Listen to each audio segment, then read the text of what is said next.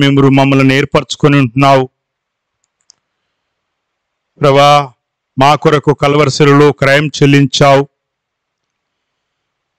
ప్రభా. మా కొరకు మీరు ప్రభా ప్రాయచిత్తార్థ బలిగా, పాప పరిహార్థ బలిగా, దహన బలిగా మీరు క్రయం చెల్లించి ప్రభా మమ్మల్ని విలువ పెట్టుకున్న మా దేవుడవైనందుకు వందనాలు చెల్లిస్తుంటున్నాం.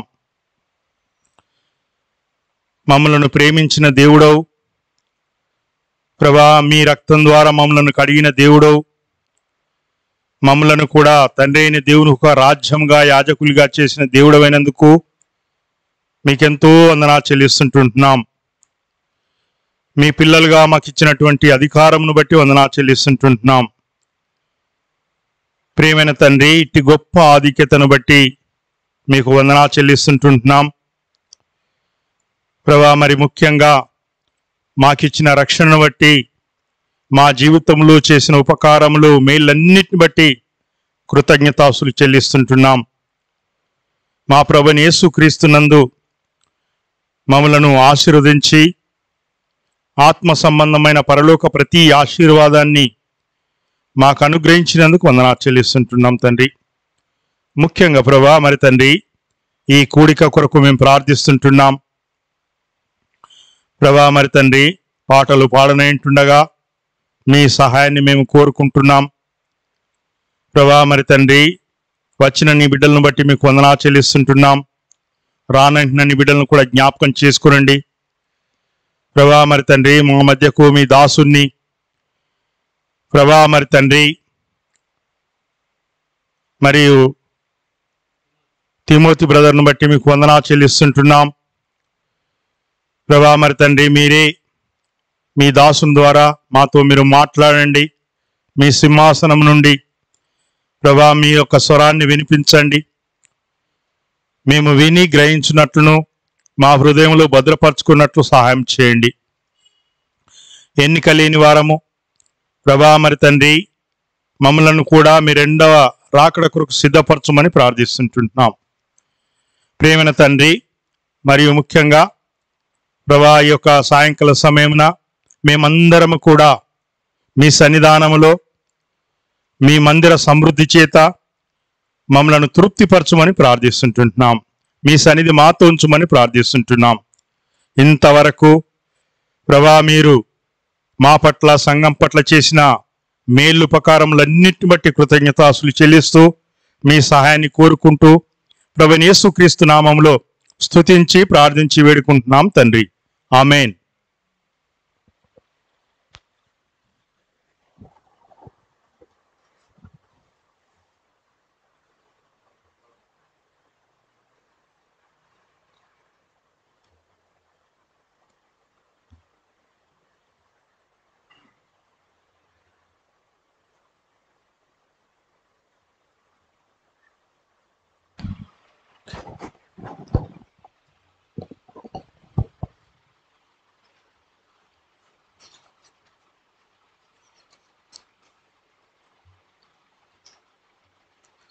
ఒక 150వ పాట పాడుకుందాం.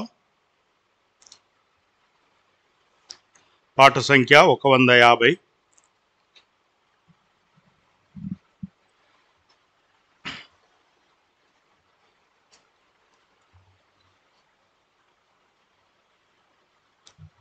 నీ జల్దరు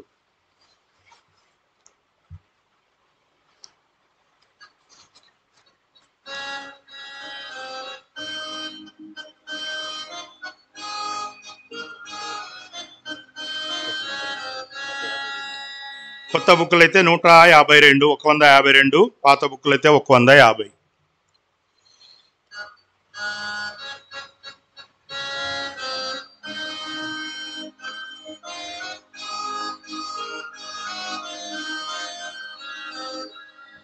నీ జల్దరు వృక్షపు నీడలలో నేనానందభరితుడనైతిని. నీ జల్దరు వృక్షపు నీడలలో నేనానందభరితుడనైతిని. బలురాకసి వృక్షపు గాయములు, బలురాకసి వృక్షపు గాయములు, ప్రేమాహస్తములతో తాకు ప్రభు, ప్రేమాహస్తములతో తాకు ప్రభు.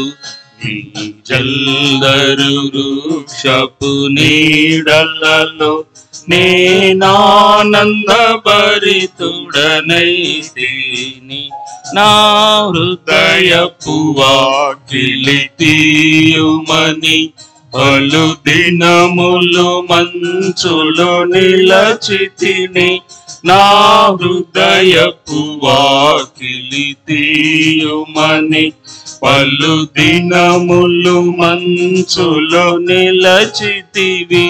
నీ శిరము వానకు తడిసినను, నీ శిరము వానకు తడిసినను, నన్ను రక్షించుటకు వేచితివి, నన్ను రక్షించుటకు వేచితివి.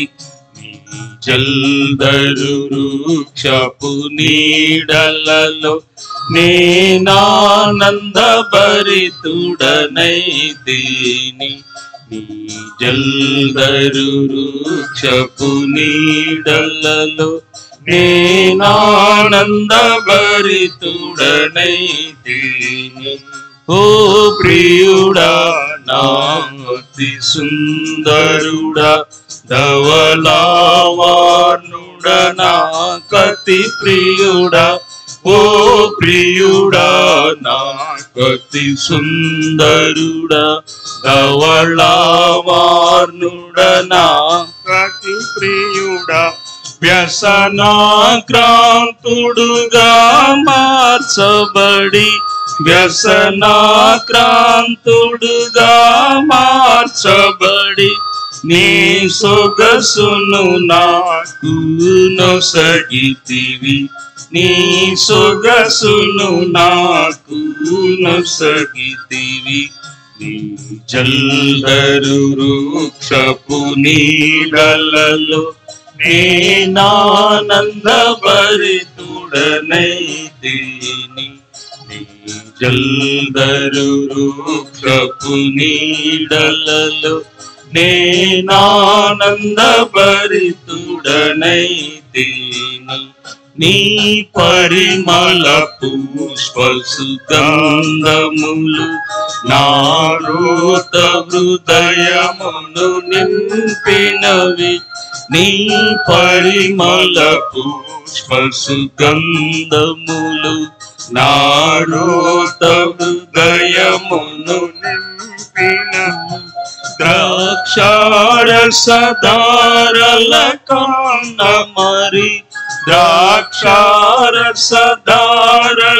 కన్న మరి, నీ ప్రేమే ఎంతో అతి మధురం, నీ ప్రేమే ఎంతో అతి మధురం. నీ జల్దరు వృక్షపు నీడలలో నేనానందభరితుడనైతిని, నీ జల్దరు వృక్షపు నీడలలో నేనానందభరితుడనైతిని. ఉన్నత శిఖరములు దాటుచును, ఇదిగో అతడు చూచున్నాడు. ఉన్నత శిఖరములు దాటుచును, ఇదిగో అతడు చూచున్నాడు. నా హృదయపు తలుపులు తెరచుకొని, నా హృదయపు తలుపులు తెరచుకొని, నా ప్రియుని కొరకు కనిపెట్టెదను, నా ప్రియుని కొరకు కనిపెట్టెదను. ఈ జల్దరు వృక్షపు నీడలలో నేనానందభరితుడనైతిని జల్దరు వృక్షపు నీడలలో నేనానందభరితుడనైతిని నీ విందుశాలకు నడిపించి రాజులు యాజకులతో చేర్చితివి నీ విందుశాలకు నడిపించి రాజులు యాజకులతో చేర్చితివి జీవాహారము నాకందించి జీవాహారము నాకందించి పరమాగీతములను నేర్పితివి పరమాగీతములను నేర్పితివి నీ జల్దరు వృక్షపు నీడలలో నేనానందభరితుడనైతిని నీ జల్దరు వృక్షపు నీడలలో నేనానందభరితుడనైతిని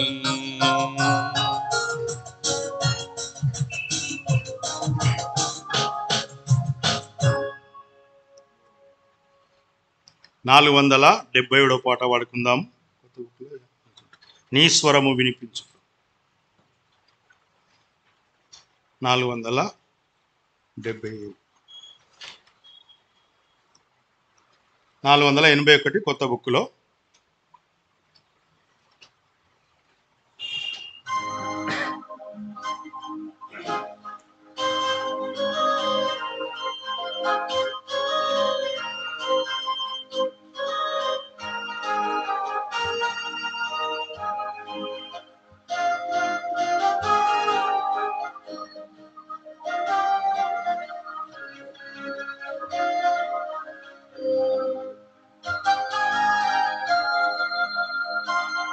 నీ స్వరము వినిపించు ప్రభువా నీ దాసుడాలాకించున్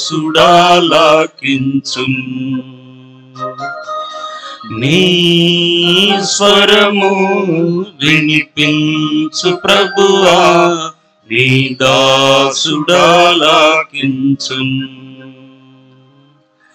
నీ వాక్యమును నేర్పించు దాని యందు నడచునట్లు నీతో నీ వాక్యమును నేర్పించు దాని యందు నడచునట్లు నీతో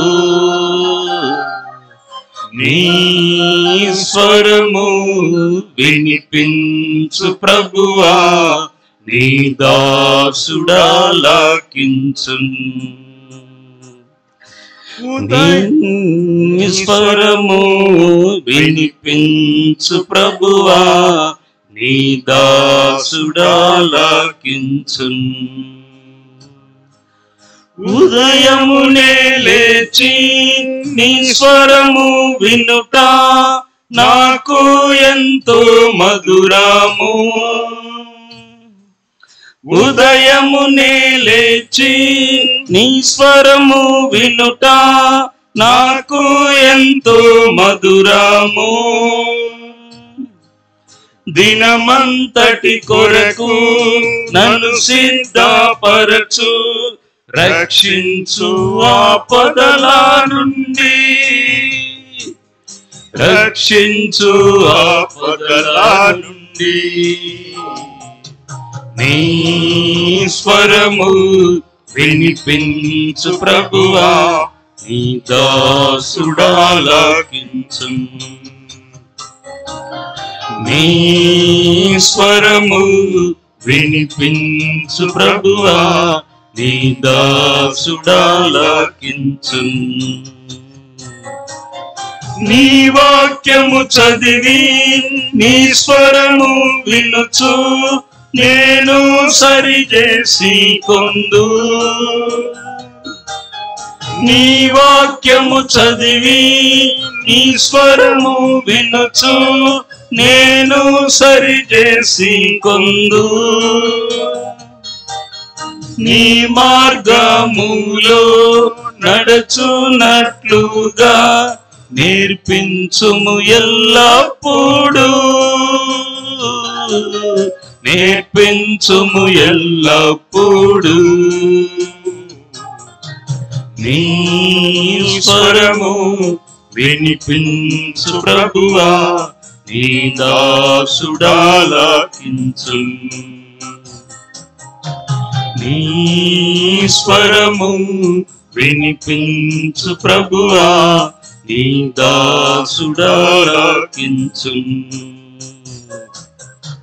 భయభీతులలో తుఫానులలో నీ స్వరము వినిపించుము భయభీతులలో తుఫానులలో నీ స్వరము వినిపించుము అభయము నిమ్ము ఓ గొప్ప దేవా ధైర్యపరచుము నన్ను ధైర్యపరచుము నన్ను నీ స్వరము వినిపించు ప్రభువా నీ దాసుడాలకించు నీ స్వరము వినిపించు ప్రభువా నీ దాసుడాలకించు నాతో మాట్లాడు స్పష్టముగా ప్రభువా నీ స్వరము నా కోరకే నాతో మాట్లాడు స్పష్టముగా ప్రభువా నీ స్వరము నా కోరకే నీతో మనుషులతో సరిచేసి కొందు నీ దివ్య వాక్యము ద్వారా నీ దివ్య వాక్యము ద్వారా నీ స్వరము వినిపించు ప్రభువా నీ దాసుడాలకించు నీ స్వరము వినిపించు ప్రభువా నీ దాసుడాలకించు నీ వాక్యము అగ్ని సుత్తె వంటిది అది రెండంచులు గల ఖడ్గం నీ వాక్యము అగ్ని సుత్తె వంటిది అది రెండంచులు గల ఖడ్గం నీ వాక్యమేగా అద్భుత అద్దం నిజ స్వరూపమును చూపించు నిజ స్వరూపమును చూపించు నీ స్వరము వినిపించు ప్రభువా నీ దాసుడాలకించు నీ స్వరము వినిపించు ప్రభువా నీ దాసుడాలకించు నేర్చుకున్నాను నా శ్రమల ద్వారా నీ వాక్యమును ఎంతో నేర్చుకున్నాను నా శ్రమల ద్వారా నీ వాక్యమును ఎంతో నన్నుంచుము ప్రభువా నీ విశ్వాస్యతలో నీ యందు నిలచునట్లుగా నీ యందు నిలచునట్లుగా నీ స్వరము వినిపించు ప్రభువా నీ దాసుడాలకించు నీ స్వరము వినిపించు ప్రభువా, నీ దాసుడాలకించు.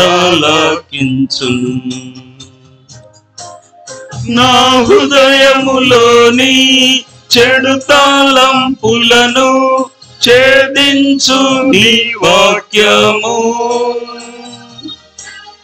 నా హృదయములోని చెడు తలంపులను ఛేదించు నీ వాక్యము. నీ రూపమునకు మార్చును నన్ను, నీదు మహిమా కొరకేగా, నీదు మహిమా కొరకేగా. నీ స్వరము వినిపించు ప్రభువా, నీ దాసుడాలకించు. నీ స్వరము వినిపించు ప్రభువా, నీ దాసుడాలకించు. నీ వాక్యమును నేర్పించు, దాని యందు నడచునట్లు నీతో. నీ వాక్యమును నేర్పించు, దాని యందు నడచునట్లు నీతో. నీ స్వరము వినిపించు ప్రభువా, నీ దాసుడాలకించు. నీ స్వరము వినిపించు ప్రభువా, నీ దాసుడాలకించు.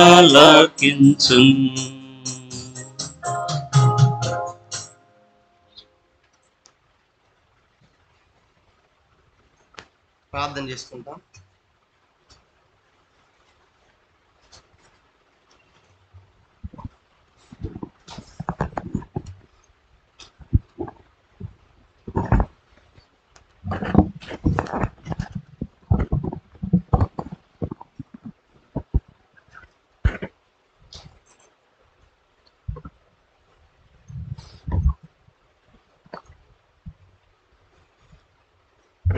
ప్రార్థన చేసుకుంటాం. ప్రార్థన. పరలోకమందున్న మా తండ్రి, పరిశుద్ధ దేవ, జీవాధిపతి, మహోన్నతుడా, యేసు ప్రభా, మీకు స్తోత్రాలు చెల్లిస్తూ ఉన్నాం. నీ ప్రియ కుమారుడు, మా ప్రభును, మా రక్షకుడైన యేసు ప్రభారి శ్రేష్టమైన, ఘనమైన, పరిశుద్ధమైన, అసమానమైన, అద్వితీయమైన అన్ని నామాల కంటే హెచ్చని మీ నామం పేరట ఈ సాయంకాల సమయంలో మీ సందులో సాగిలపడి ఆరాధించి పూజించి గణపరుస్తూ ఉన్నాం. పాటల ద్వారా మీ నామాన్ని గణపరుచుకున్నందుకై స్తోత్రాలు. తిరిగి ప్రభా ఈ సమయంలో మేము రాజుల యొక్క చరిత్రలు ధ్యానం చేస్తూ ఉన్నాం. ఈ దినము ప్రభా మరి యోధా రాజుల్లో 4వ రాజుగా యెహోషాపాతు యొక్క చరిత్ర మేము చూడబోతుండగా ఎంతో దీవెనకరంగా చేయండి. ఆశతో రాగలిగిన నీ ప్రజలందరూ బడి స్తోత్రాలు. ఇంకా రావాల్సిన వారు మార్గ మధ్యంలో ఎవరు మీ ఏర్పాట్లో ఉన్నారు వారు కూడా నడిపించి మహిం పొందమని, కరెంటు, మైకు, లైటు, లైవ్ సమస్తం కూడా మీ స్వాధీనించుకోవాల్సిందిగా ప్రార్థిస్తూ ఉన్నాం. అయ్యదాసు నన్ను కూడా మరుగుపరిచి నీ ప్రజలమైన నాకును మాకును అందరికి కావలసిన నీ పరలోక సింహాసనం నుండి వర్తమాన వాక్కులు మాకు దయచేయండి. మీరేమైనా అనుగ్రహిస్తే తప్ప మేమేమి పొందలేము తండ్రి. నిష్ప్రయోజకులము, అపాత్రులము, అయోగ్యులము, పెంట కుప్పల మీద పురుగు వంటి వారం, దుమ్ము వంటి వారం, దోలి వంటి వారం.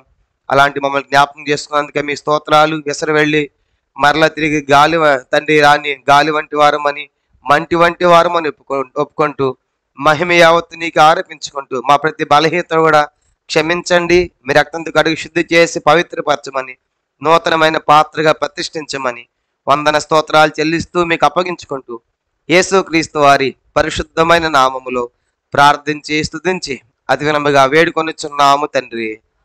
ఆమెన్. ప్రియరా, మనం రాజుల యొక్క చరిత్రలు మనం ధ్యానం చేస్తూ ఉన్నాము. మరి ఇప్పుడు దాదాపుగా 3 రాజుల చరిత్రలు మనము చూస్తూ వచ్చాము. యోధా రాజుల్లో నుంచి మరి 3 రాజులు మనము ధ్యానం చేశాం. మరి మొదటి రాజు, మరి ఐక్యరాజ్యంలో మొదటి రాజు మరి సౌలు అని చూసాము. సౌలు తర్వాత రెండవ రాజుగా దావీదు అని చూసాము. మరి సౌలు 40 సంవత్సరాలు పరిపాలించాడు, దావీదు కూడా 40 సంవత్సరాలు. ఆ తర్వాత సొలొమోను చూసాం. సొలొమోను కూడా 40 సంవత్సరాలు పరిపాలించాడు. ఆ తర్వాత అతని కుమారుడు రెహబాము అని చూసాం. మరి ఈ ముగ్గురు రాజులు ఏమన్నారంటే దాన్ని ఐక్యరాజ్యము అన్నారని, లేకుంటే సమైక్య రాజ్యము అనే విషయం కూడా మనం చూసాం. ఆ తర్వాత రెహబాము టైంలో రాజ్యము రెండుగా విడిపోయింది. విడిపోయిన తర్వాత మొదటి రాజు ఎవరని చూసాం మనం? మొదటి రాజు రెహబామే. కాబట్టి విడిపోయిన తర్వాత మొదటి రాజు రెహబామే.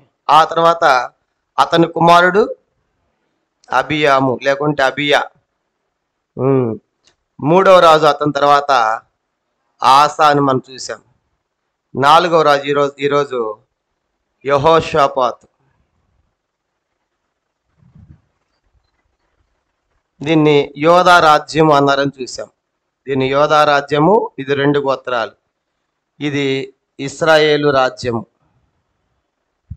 ఇది 10 గోత్రాలుగా మనం చూసాం. కాబట్టి ఈరోజు మనము మరి యెహోషాపాతు యొక్క చరిత్రను ఈరోజు మనము చూడబోతున్నాం. ఇతడు యోధా రాజుల్లో ఎన్నో రాజు చెప్పండి? 4వ రాజు. కాబట్టి ఇప్పుడు మనము ముగ్గురు రాజుల యొక్క చరిత్రలు మరి ఎంతో స్పష్టంగా చక్కగా మనం వింటూ వచ్చాం. అయితే ఒక చిన్న పొరపాటు, పోయిన వారము ఆసా గురించి చెప్తా, ఆసా తల్లి గురించి చెప్పలేదు. కనుక ఆసా తల్లి మయకా అని రాసుకోండి. ఆసా తల్లి మయకా.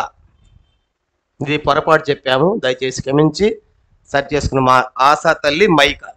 ఇప్పుడు ఆసా తండ్రి ఎవరు చెప్పండి? ఆసా తండ్రి అబియా, తల్లి మయకా. తర్వాత ఆసా భార్య ఎవరంటే అజూబా అని మనం చూసాం. ఆసా భార్య అజూబా. కాబట్టి ఇప్పుడు ఆసా చనిపోయాడు. ఆసా పరిపాలన కూడా ఎంతో చక్కగా ఉందని మనం చూసాము. ఎంతో చక్కని పరిపాలన చేశాడు, కానీ మంచి సంస్కరణ చేశాడు. కానీ చివరి సమయంలో కనుక తను మరి దేవుణ్ణి నమ్మకుండా సిరియా రాజు అయిన బెన్హదదును ఆశ్రయించి, ప్రవక్త వచ్చి కూడా తన పొరపాటును చెప్తా ఉంటే సరి చేసుకోకుండా ప్రవక్త మీద తిరగబాటు చేసి ప్రవక్తను జైల్లో పెట్టించి, జబ్బు వచ్చినప్పుడు కూడా 2 సంవత్సరాలు దేవుడు అవకాశం ఇచ్చినా సరి చేసుకోకుండానే చనిపోయాడు అని చూసాం. కనుక కాబట్టి ఆరంభము చాలా బాగుంది ఆసాది, కానీ అంతము చాలా విచారం. ఒక విధంగా గమనించామంటే అసలు ఈ రాజులందరూ కూడా ఆరంభంలో చాలా మంచి రాజులని కనబడతారు, మంచి సంస్కరణలు తీసుకొచ్చారు. కనుక రాను రాను ఏమైపోతుందంటే అది పలచబడినట్టుగా అయిపోయి వారి జీవితాలు మరి ఎంతో భ్రష్టమైన స్థితిలో చనిపోయినట్లుగా మనం చూస్తూ ఉంటాం. కాబట్టి ఈరోజు మరి ఇంతవరకు మనం చూసాము. కాబట్టి ఆసా తల్లి మయకా, భార్య అజూబ్ అని రాసుకోండి, తండ్రి అబియాము. కనుక ఇప్పుడు ఆసా చనిపోయిన తర్వాత నెక్స్ట్ అతని కుమారుడైన యెహోషాపాతు రాజయ్యాడు. కనుక ఈ యెహోషాపాతు రాజైన తర్వాత నిజంగా యెహోషాపాతు యొక్క పరిపాలన చాలా అద్భుతమైంది. కనుక ఎందుకంటే యెహోషాపాతు గురించి కొత్త నిబంధనలు కూడా మరి వంశావళిలో ఆయన పేరు రాయబడినట్లుగా మనం చూస్తాం. చూడండి, మత్తయి సువార్త 1వ అధ్యాయం. యేసు ప్రభు యొక్క వంశావళిలో ఈ యొక్క యెహోషాపాతు పేరు చేర్చబడింది. కొంతమంది పేర్లు చేర్చబడలేదు, కానీ యెహోషాపాతు పేరు చేర్చబడింది. మత్తయి సువార్త 1వ అధ్యాయం 7-8 వచనాలు. మత్తయి సువార్త 1వ అధ్యాయము 7-8 వచనాలు చదువుకుంటాం. చదవండి. సొలొమోను రెహబామును కనెను, రెహబాము అబియామును కనెను, అబియాము ఆసాను కనెను, ఆసా యెహోషాపాతును కనెను. కనుక మరి ఇక్కడ అందరి పేర్లు ఉన్నాయి కదా అని మీకు డౌట్ రావచ్చు, కానీ ఇక్కడ కొంతమంది పేర్లు లేవు. దాదాపుగా దీన్ని పరిపాలించింది 20 మంది రాజులు, కానీ దాన్ని పరిపాలించింది 19 మంది రాజులను చూసాం. అప్పుడు వీళ్ళు కొంతమంది పేర్లు రాయబడలేదు ఇక్కడ. ఉదాహరణగా అహజ్య పేరు ఉండదు ఇక్కడ, తర్వాత యోవాష్ పేరు ఉండదు, అమజ్య పేరు ఉండదు, యెహోయాకీం పేర్లు ఈ మత్తయి సువార్తలో రాయబడవు. కనుక లేవు వాళ్ళ పేర్లు.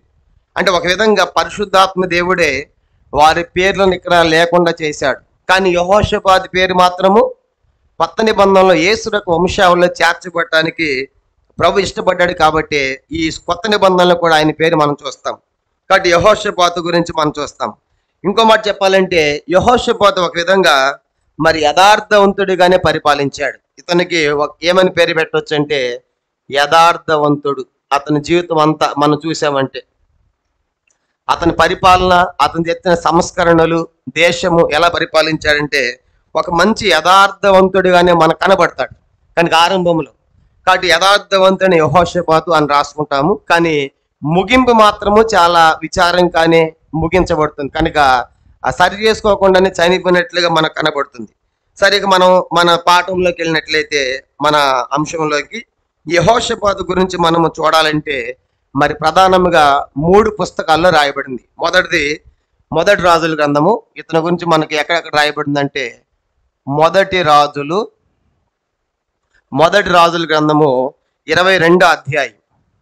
22వ అధ్యాయము మనం గమనించామంటే 41 నుంచి 50 వచనాలు, 41 to 50 ఇది ఒక పాఠ్యం, ఒక భాగం.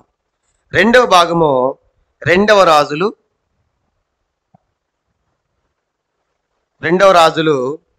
ఇది కూడా నోట్ చేసుకుని 3వ అధ్యాయము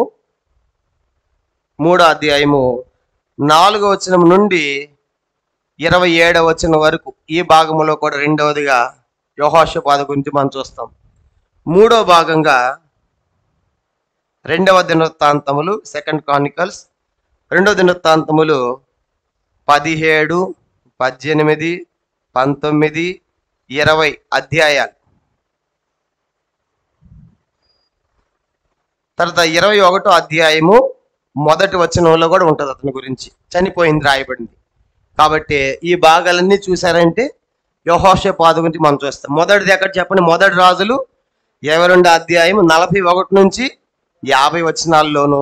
తర్వాత రెండవ రాజులు 3వ అధ్యాయము 4వ వచనం నుండి 27వ వచనం వరకును. 3వ భాగంగా 2వ దినవృత్తాంతాలు 17, 18, 19, 20 అధ్యాయాలు.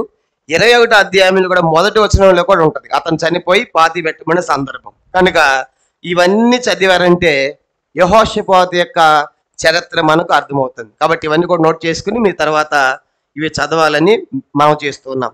కాబట్టి ఇప్పుడు యెహోషాపాతు మరి ఎంతకాలం పరిపాలించాడు అతని జీవితం మనం చూసినప్పుడు చూడండి. మొదటి రాజుల గ్రంథము 22వ అధ్యాయం.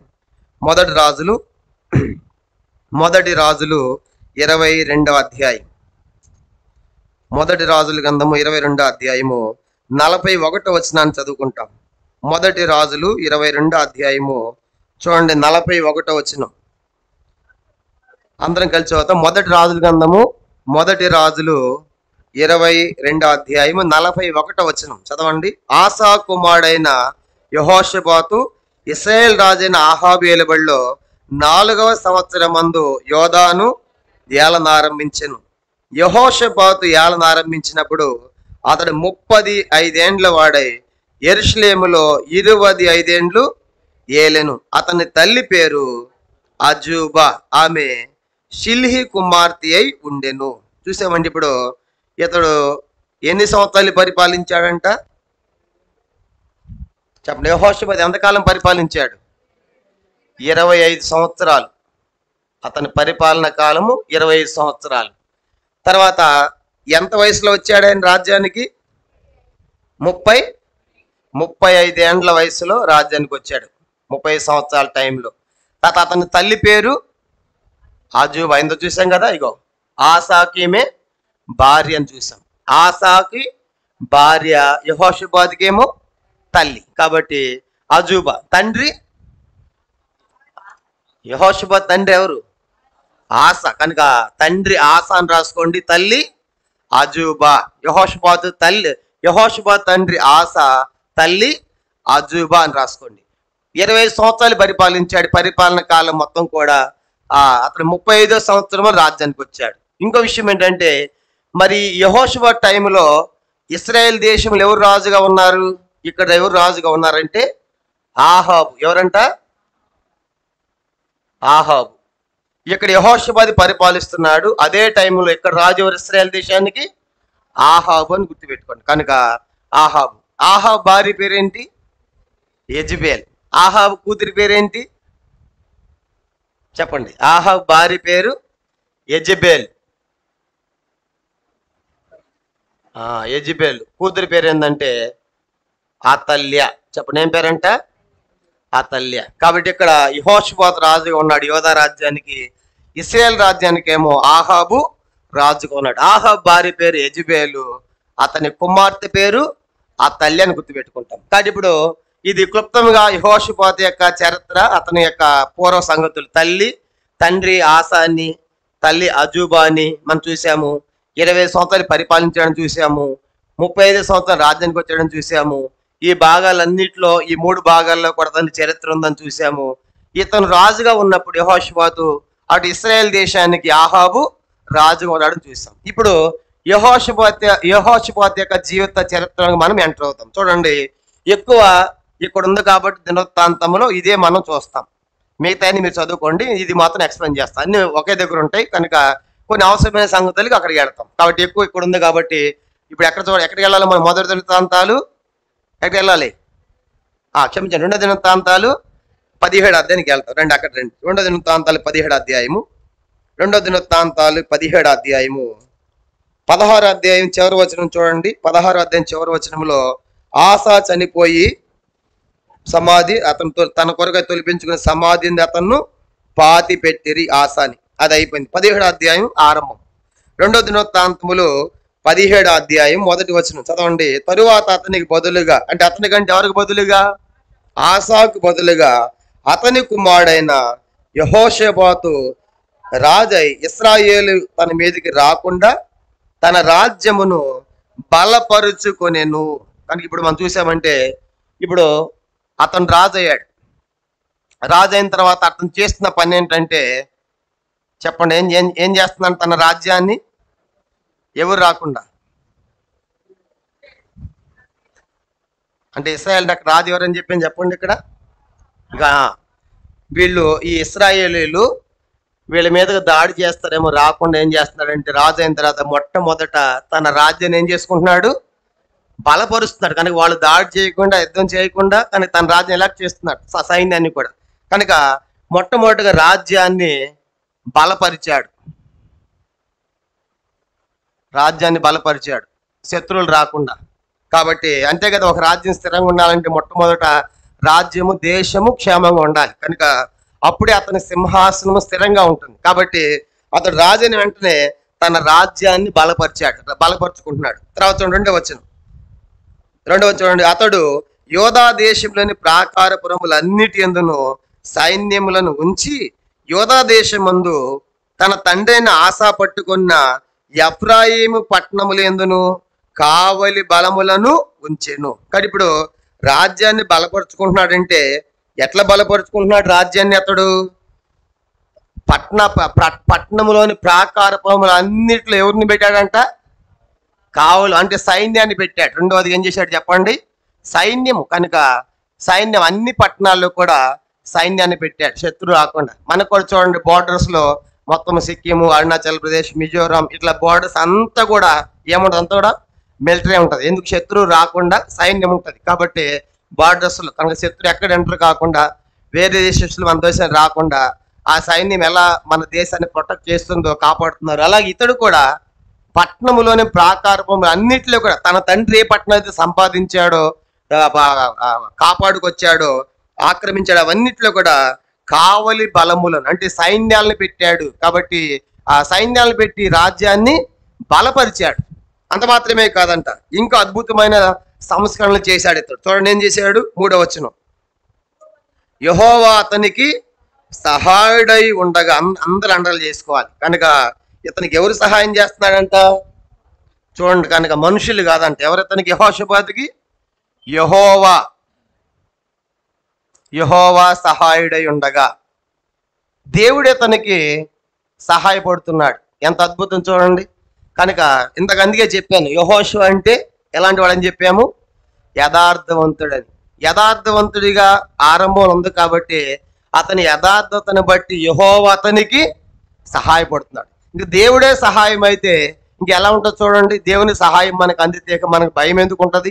ఏ ప్రాంతంలో ఉన్నా, ఏ సమయం ఉన్నా, ఎలాంటి పరిస్థితుల్లో ఉన్నా దేవుడే మనకు తోడుగా ఉన్నప్పుడు మనం భయపడం. కానీ ఇప్పుడు అతనికి దేవుడే సహాయపడుతున్నాడు. కనుక రాజ్యానికి వచ్చాడు, రాజ్యాన్ని బలపరుచుకుంటున్నాడు. పట్టణ ప్రాకారం అన్నిట్లో కూడా సైన్యాన్ని, కావలి బలాలను పెట్టాడు. తన దేవుడు అతనికి సహాయుడిగా ఉన్నాడు. ఎందుకు దేవుడు అతను సహాయపడ్డాడు? అతనిలో మంచి లక్షణాలు ఏంటి? దేవుడు అతను సహాయపడడానికి కారణం ఏంటి? ఇప్పుడు చదవండి దాని కంటిన్యూషన్. ఎందుకు సహాయం చేశాడు దేవుడు? చదవండి. యెహోవా అతనికి సహాయుడే ఉండగా యెహోషాపాతు తన తండ్రి అయిన దావీదు ప్రారంభ దినముల్లో నడిచిన మార్గమునందు నడిచేను. చూసారా? కనుక ఎవరంట? ఎందుకు అతను సహాయపడ్డాడు? ఇక్కడ రాయబడిన మాట ఏంటంటే తన తండ్రి అయిన దావీదు. యెహోషాపాతు తండ్రి ఎవరు? యెహోషాపాతు తండ్రి ఎవరు? ఇక్కడ ఏమని రాయబడింది మరి? అంటే అర్థం ఏంటి? దీని అంతటి మూల పురుషుడు ఎవరు? అది గుర్తుపెట్టుకుని, అంతేగాని ఇక్కడ తప్పదు అనుకో కనుక ఇక్కడ అంటే మంచి విషయాలు పోల్చినప్పుడేమో ఎవరు పోలిక తీసుకున్నారు? దావీదు వలే అంటాడు. చెడ్డ పని చేసినప్పుడు యెరోబాము వలే. అది బాగా గుర్తుపెట్టుకోండి. ఎందుకంటే అక్కడ మొదటి రాజు, ఇక్కడ రెహబాము రాజు అయినప్పుడు ఇక్కడ మొదటి రాజు ఎవరంటే యెరోబాము 1 అని చెప్పా. ఏంటంటే యెరోబాము 1. ఇతను ఏం చేశాడంటే రెండో యెరోబాము కూడా వస్తాడు కింద.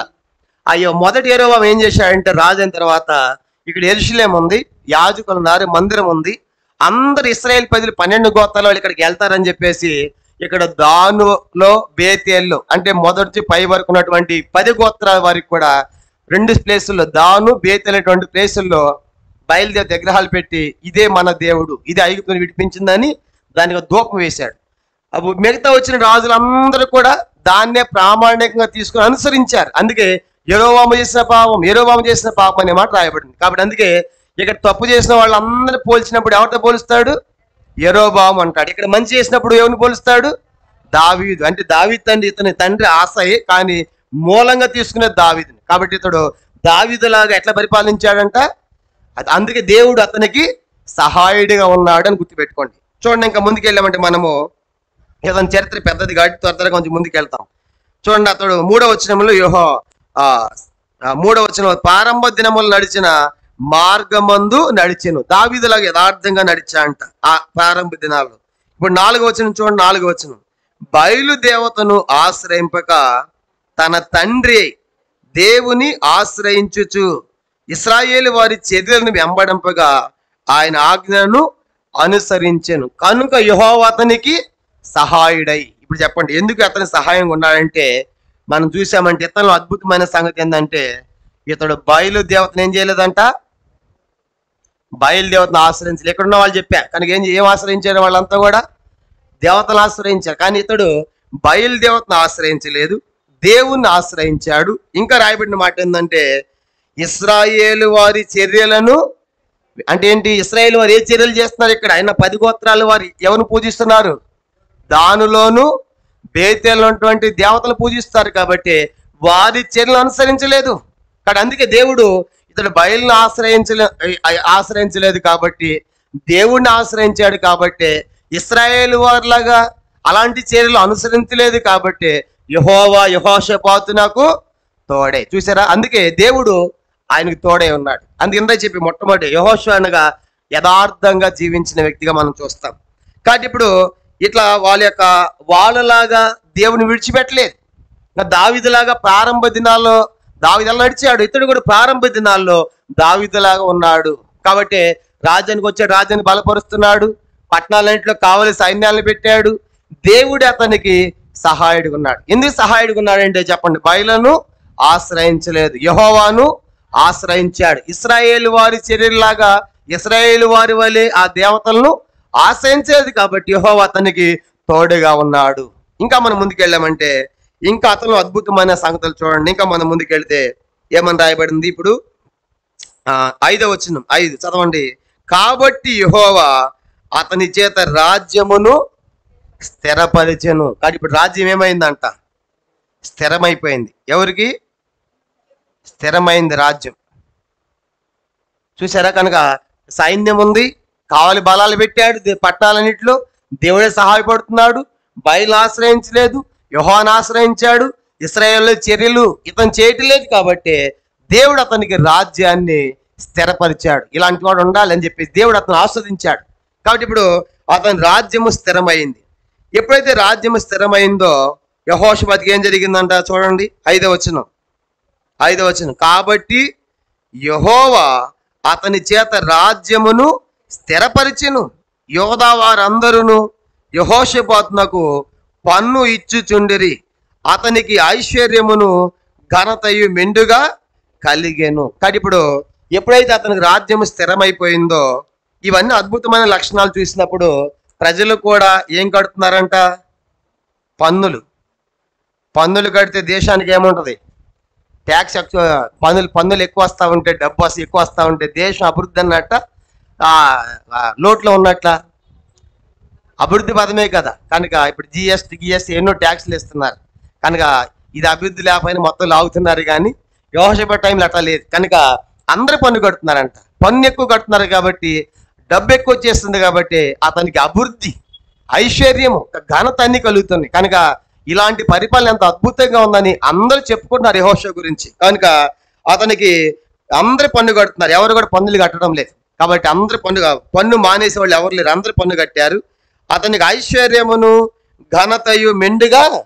కాబట్టి పన్నులు కడతమే కాదు, దేవుడు అతనికి ఐశ్వర్యము ఘనత కూడా ఇచ్చాడు. మరి ఇలాంటప్పుడు యెహోషాపాతు ఎట్లా ఉంటాడు చెప్పండి? దేవునికి ఎట్లా ఉండాలి? ఇప్పుడు ఇంత ఆశ్రదిస్తే అతను కూడా మంచి ఇదేమని చేశాడు తర్వాత వచ్చినారు. కనుక అతను రాజ్యాన్ని బలపరుచుకున్నాడు. సైన్యాన్ని పట్టణంలోని ప్రాకారపురం అన్నింటిలో సైన్యాన్ని పెట్టాడు. దేవుడు అతను సహాయపడుతున్నాడు. ఇక బయలొద్దు, యెహోవాను ఆశ్రయిద్దాం. కనుక ఇశ్రాయేలు వారి చర్యలను ఎవరు ఆశ్రయించొద్దు అన్నట్లుగా వాళ్ళు ఆ చర్యను ఆశ్రయించలేదు. తర్వాత ఇవన్నీ చూసి దేవుడు అతనికి రాజ్యాన్ని స్థిరపరిచాడు. స్థిరపరచడమే కాదు, దేవుడు స్థిరపరిచాడు కాబట్టి ప్రజలందరూ కూడా యెహోషాపాతుకు లోబడి అతనికి పన్నులు కడుతూ ఉన్నారు. కనుక పన్ను కడుతున్నారు కాబట్టి ఆదాయం వస్తుంది, కాబట్టి అభివృద్ధి జరుగుతుంది. కాబట్టి ఆదాయం ద్వారా, అభివృద్ధి ద్వారా ఐశ్వర్యము ఘనత కూడా అతనికి కలిగింది. అప్పుడు యెహోషాపాతు ఒక మంచి తీర్మానం చేసుకున్నాడు. ఏం తీర్మానం చూడండి. ఇప్పుడు నెక్స్ట్ ఎప్పుడైతే జరిగిందో, అతను ఎప్పుడైతే ఘనత ఐశ్వర్యం కలిగిందో అతడు చేసుకున్న తీర్మానం చదువుకుంటాము. 6వ వచనం చదవండి. యెహోవా మార్గముల యందు నడుచుకొనుటకు అతడు తన మనస్సును దృఢపరుచుకొనిన వాడై ఉన్నత స్థలములను దేవతా స్తంభములను యోధాలో నుండి తీసివేసెను. ఇప్పుడు చూసారా? కనుక ఇప్పుడు ఏం చేస్తాడంటే అతడు ఎప్పుడైతే దేవుడు రాజ్యాన్ని స్థిరపరిచాడో, ఐశ్వర్యము ఘనత మెండుగా కలిగించేశాడో, ఇప్పుడు అతడు ఒక దృఢ నిర్ణయాన్ని చేసుకుంటున్నాడు. ఏం నిర్ణయం అంటే అతడు యెహోవా మార్గముల యందు నడుచుకొనుటకు ఏం చేసుకున్నాడు? ఆయన తన మనసును దృఢపరుచుకోవటం అంటే అర్థం ఏం చెప్పండి. ఈ దేవుడిని తప్ప ఏ దేవుడు నేను సేవించవద్దు, యెహోవా మార్గాలను మనం నడుద్దాం అని దృఢమైన సంకల్పం అంటారు. దృఢమైన నిర్ణయం చేసుకోండి. ఎందుకంటే దేవుడు ఎంతగా ఆస్వాదిస్తున్నాడు. కాబట్టి నా తండ్రి తర్వాత నేను రాజయ్యాను కాబట్టి ఇంతగా దేవుడు అభివృద్ధి పరుస్తూ ఉంటే, అందరూ పన్నులు కడతా ఉంటే, ఐశ్వర్యం వస్తూ ఉంటే, ఘనత వస్తూ ఉంటే, దేవుడు రాజుని స్థిరపరిస్తే కనుక ఇప్పుడు నేను దేవుని కోసమే జీవిస్తాను అని ఒక మంచి దృఢ నిర్ణయం చేసుకున్నాడు. బైబిల్ అట్లా చాలా మంది దృఢ నిర్ణయాలు చేసుకున్న వాళ్ళు ఉన్నారు. కనుక దేవుని యొక్క ఆశీర్వాదాలు పొందినప్పుడు నిజంగా మనం కూడా అట్లా నిర్ణయాలు చేసుకోవాలి. ప్రభా ఇంత ఆస్వాదించా ప్రభా నీకు స్తోత్రం అని చెప్పాలి. దావీదు కూడా మరి గొర్రెల దొడ్లోంచి రాజైన తర్వాత అంటాడు, దేవుని మందిరం లోపల ప్రవేశించి యెహోవా ఇంతగా నన్ను హెచ్చించడానికి నేను ఏ పార్టీ అని. చూసారా? కనుక ఎప్పుడైతే దేవుని యొక్క మేలు పొందారో వాళ్ళు దేవుని అనుసరిస్తానికి ఎలాంటి నిర్ణయాలు చేసుకుంటున్నారు. మోషే కూడా ఒక నిర్ణయం చేసుకుంటాడు. హెబ్రీ పత్రిక 11వ అధ్యాయం చూడండి. మోషే కూడా ఒక దృఢమైన నిర్ణయం. మోషేది ఏంటంటే హెబ్రీ పత్రిక 11వ అధ్యాయం మనం గమనించండి. 24వ వచనం. హెబ్రీ పత్రిక 11వ అధ్యాయము. హెబ్రీ పత్రిక 11వ అధ్యాయం 24, 26 కలిసి ఉన్నాయి, చదువుకుంటాం. హెబ్రీ పత్రిక 11వ అధ్యాయము 24, 26 వచనాలు. మోషే పెద్దవాడైనప్పుడు విశ్వాసమును బట్టి ఐగుప్తు ధనము కంటే క్రీస్తు విషయం నింద గొప్ప భాగ్యమని ఎంచుకొని అల్పకాలము పాపభోగము అనిపించుట కంటే దేవుని ప్రజలతో శ్రమ అనిపించే మేలను యోచించి ఫరో కుమారుని అనిపించుటకు ఒప్పుకొనలేదు. ఏలనగా అతడు ప్రతిఫలముగా కలుగబో బహుమానం నందు దృష్టించెను. కానీ ఇప్పుడు ఇక్కడ మోషే కూడా ఒక దృఢమైన నిర్ణయాన్ని చేసుకుంటున్నాడు. మోషే దృఢ నిర్ణయం చెప్పండి. నాకు ఐగుప్తు ధనం వద్దు, ఐగుప్తు రాజరికం వద్దు, ఐగుప్తు రాజు కూడా నేను అవను. ఇప్పుడు నెక్స్ట్ ఒకలా అతడు ఫరో కుమార్తెనని అనిపించుకుంటే ఇష్టపడితే ఫరో తర్వాత నెక్స్ట్ రాజు ఎవరు అవుతారు? మోషేనే. చూసారా, ఫరో తర్వాత నెక్స్ట్ మోషేనే రాజు. కనుక కుమారుడిగా పెంచింది. కానీ అతను ఏమంటున్నాడు? అతడు కుమార్తెను అనిపించుకోవడానికి ఒప్పుకోలేదు. కనుక ఐగుప్తు ధనం వద్దు, ఐగుప్తు రాజరికం వద్దు, కానీ నాకు క్రీస్తు విషయమైన నిందే చాలు, కనుక క్రీస్తు వెళ్తే శ్రమే చాలు నాకు అనేది మోషే యొక్క దృఢమైన నిర్ణయం. ఒకవేళ నిజంగా మనం కనుక మోషే స్థానంలో ఉంటే అస్సలు మిస్ చేసుకోం. ఏందది? ఐగుప్తు రాజరికం. ఎందుకబ్బా ఈ శ్రమలు, ఎందుకబ్బా ఈ కష్టాలు? కానీ మోషేకి సకల విద్యలు వచ్చు, అన్ని నేర్చుకున్న లోపల ట్రైనింగ్ అయిపోయాడు. కాబట్టి మనకెందుకు ఇవన్నీ అని చెప్పేసి నువ్వు రాజు అవుతుంటే వద్దంటారు. ఎవరన్నా పోటీలు పడతారు, క్యూ కడతారు. చూడండి, ఇస్తే టైంలో కూడా ప్రకటన చేశారు. కనుక రాణిని ఎందుకు ఉంటున్నారంటే మొత్తం క్యూ కట్టారు. దాంట్లో అందరూ కూడా దేశం అంతా నేను అందంగా ఉన్నాను, ఎర్రగా ఉన్నాను, బుర్రగా ఉన్నాను వెళ్ళి అందరూ లైలు పెట్టారు.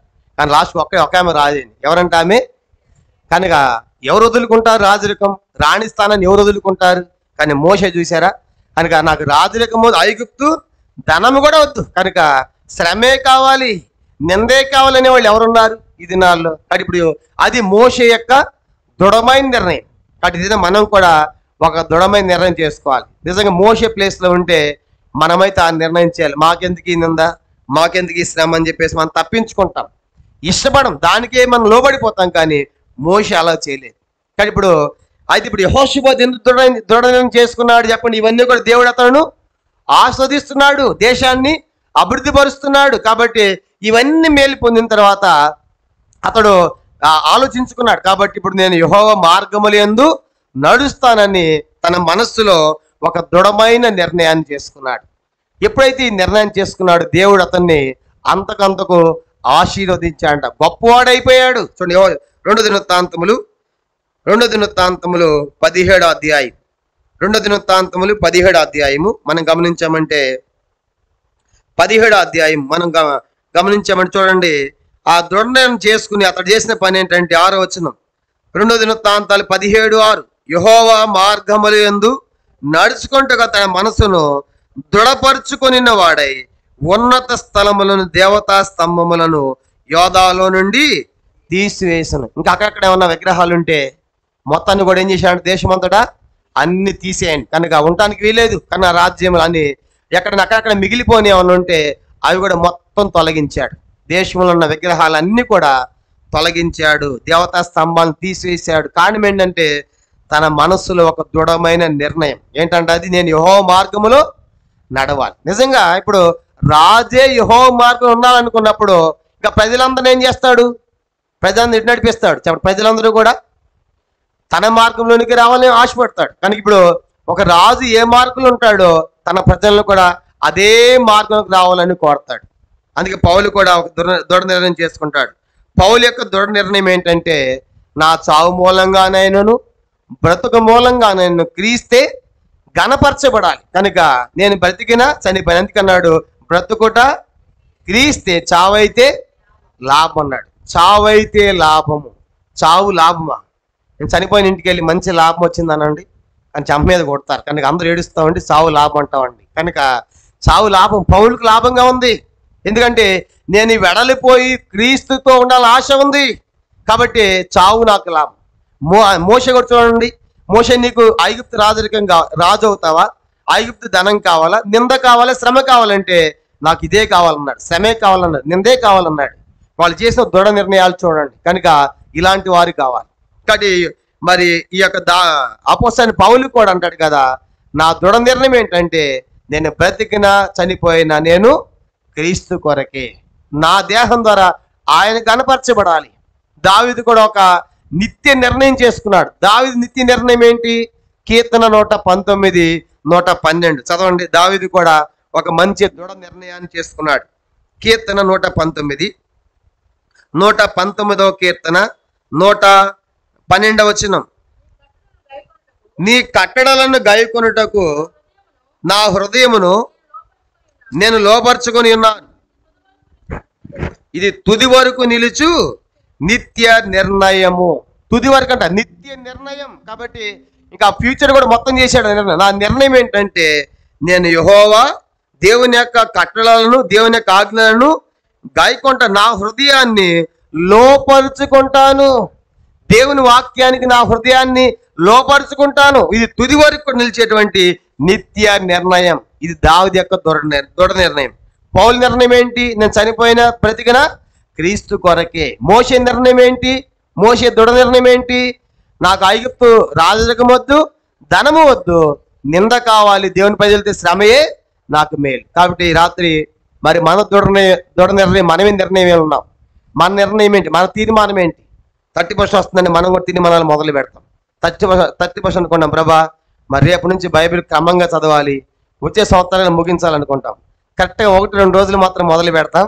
మళ్ళీ ఆ నిర్ణయాలు మళ్ళీ ఏమైపోతాయో, మళ్ళీ 30% కాగానే మళ్ళీ నిర్ణయం చేస్తాం, మళ్ళీ తీర్మానం చేస్తాం. కాబట్టి అన్ని ఫెయిల్ అయిపోతున్నాం. కాబట్టి అట్లా ఉండకూడదు. కనుక మోషేలాగా, పౌల్లాగా, తర్వాత అలాగే మన దృఢమైన దావీదులాగా దృఢ నిర్ణయాలు మనము చేసుకోవాలి, నిత్య నిర్ణయాలు మనం చేసుకోవాలి. కాబట్టి ఇప్పుడు ఇలాంటి అద్భుతమైనటువంటి దృఢ నిర్ణయము దేవుని మార్గం నడవడానికి చేసుకున్నాడు యెహోషాపాతు. తర్వాత యోధాలో నుండి దేవతా స్తంభాలన్నీ కూడా తొలగించాడు. ఇప్పుడు అతడు చేసిన అద్భుతమైన సంస్కరణలు చూడండి, అతడు చేసినటువంటి అద్భుతమైన పని. నెక్స్ట్ 2 దినవృత్తాంతాలు 17వ అధ్యాయం 7వ వచనం చూడండి. 2 దినవృత్తాంతములు 17వ అధ్యాయము 7వ వచనం.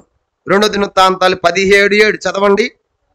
తన ఏలుబడి యందు 3వ సంవత్సరమున యోధా పట్టణములో జనులకు ధర్మశాస్త్రం బోధించుటకై అతడి పెద్దలైన బెన్హాలును, ఓబద్యాను, జకర్యాను, నెతనేలును, మీకాయాను, షమయాను, నెతన్యాను, జబద్యాను, ఆషహేలును, షెమిరామోతు, యోహోనాతాను, అదోనియా, టోబియా, టోబాదోనియా అను లేవీలను యాజకుడైన ఎలీషామాను యెహోరామును పంపెను. వారు యెహోవా ధర్మశాస్త్ర గ్రంథమును చేతబుచ్చుకొని యోధావారి మధ్య ప్రకటన చేయుచు యోధా పట్టణములన్నిటి యందు సంచరించు జనులకు బోధించిరి. ఇతడు చేసినటువంటి అద్భుతమైన మరొక సంస్కరణ ఏమని చెప్పొచ్చు అంటే 2 దినవృత్తాంతములు 17వ అధ్యాయం. మనం ఇప్పుడు 7వ వచనము 8వ వచనంలో ఉన్నాం. ఇతడు ఇప్పుడు దృఢ నిర్ణయం చేసుకున్నాడు, నేను యెహోవా మార్గంలో నడుస్తానని నిర్ణయం చేసుకున్నాడు. దేశంలో దేవతా స్తంభాలను తొలగించాడు. నెక్స్ట్ ఏం ఇంప్లిమెంట్ చేస్తున్నాడంటే దేశంలో అన్ని పట్టణాల్లో కూడా ధర్మశాస్త్రం బోధించాలి. ఏం బోధించాలంట? అబ్బా ఎంత మంచి రాజు! కనుక ప్రతి పట్టణంలో నా ఈ యొక్క యోధాలో ప్రతి పట్టణానికి పంపించాడంటే పెద్దలైన వారిని, లేవీలను పంపించాడు.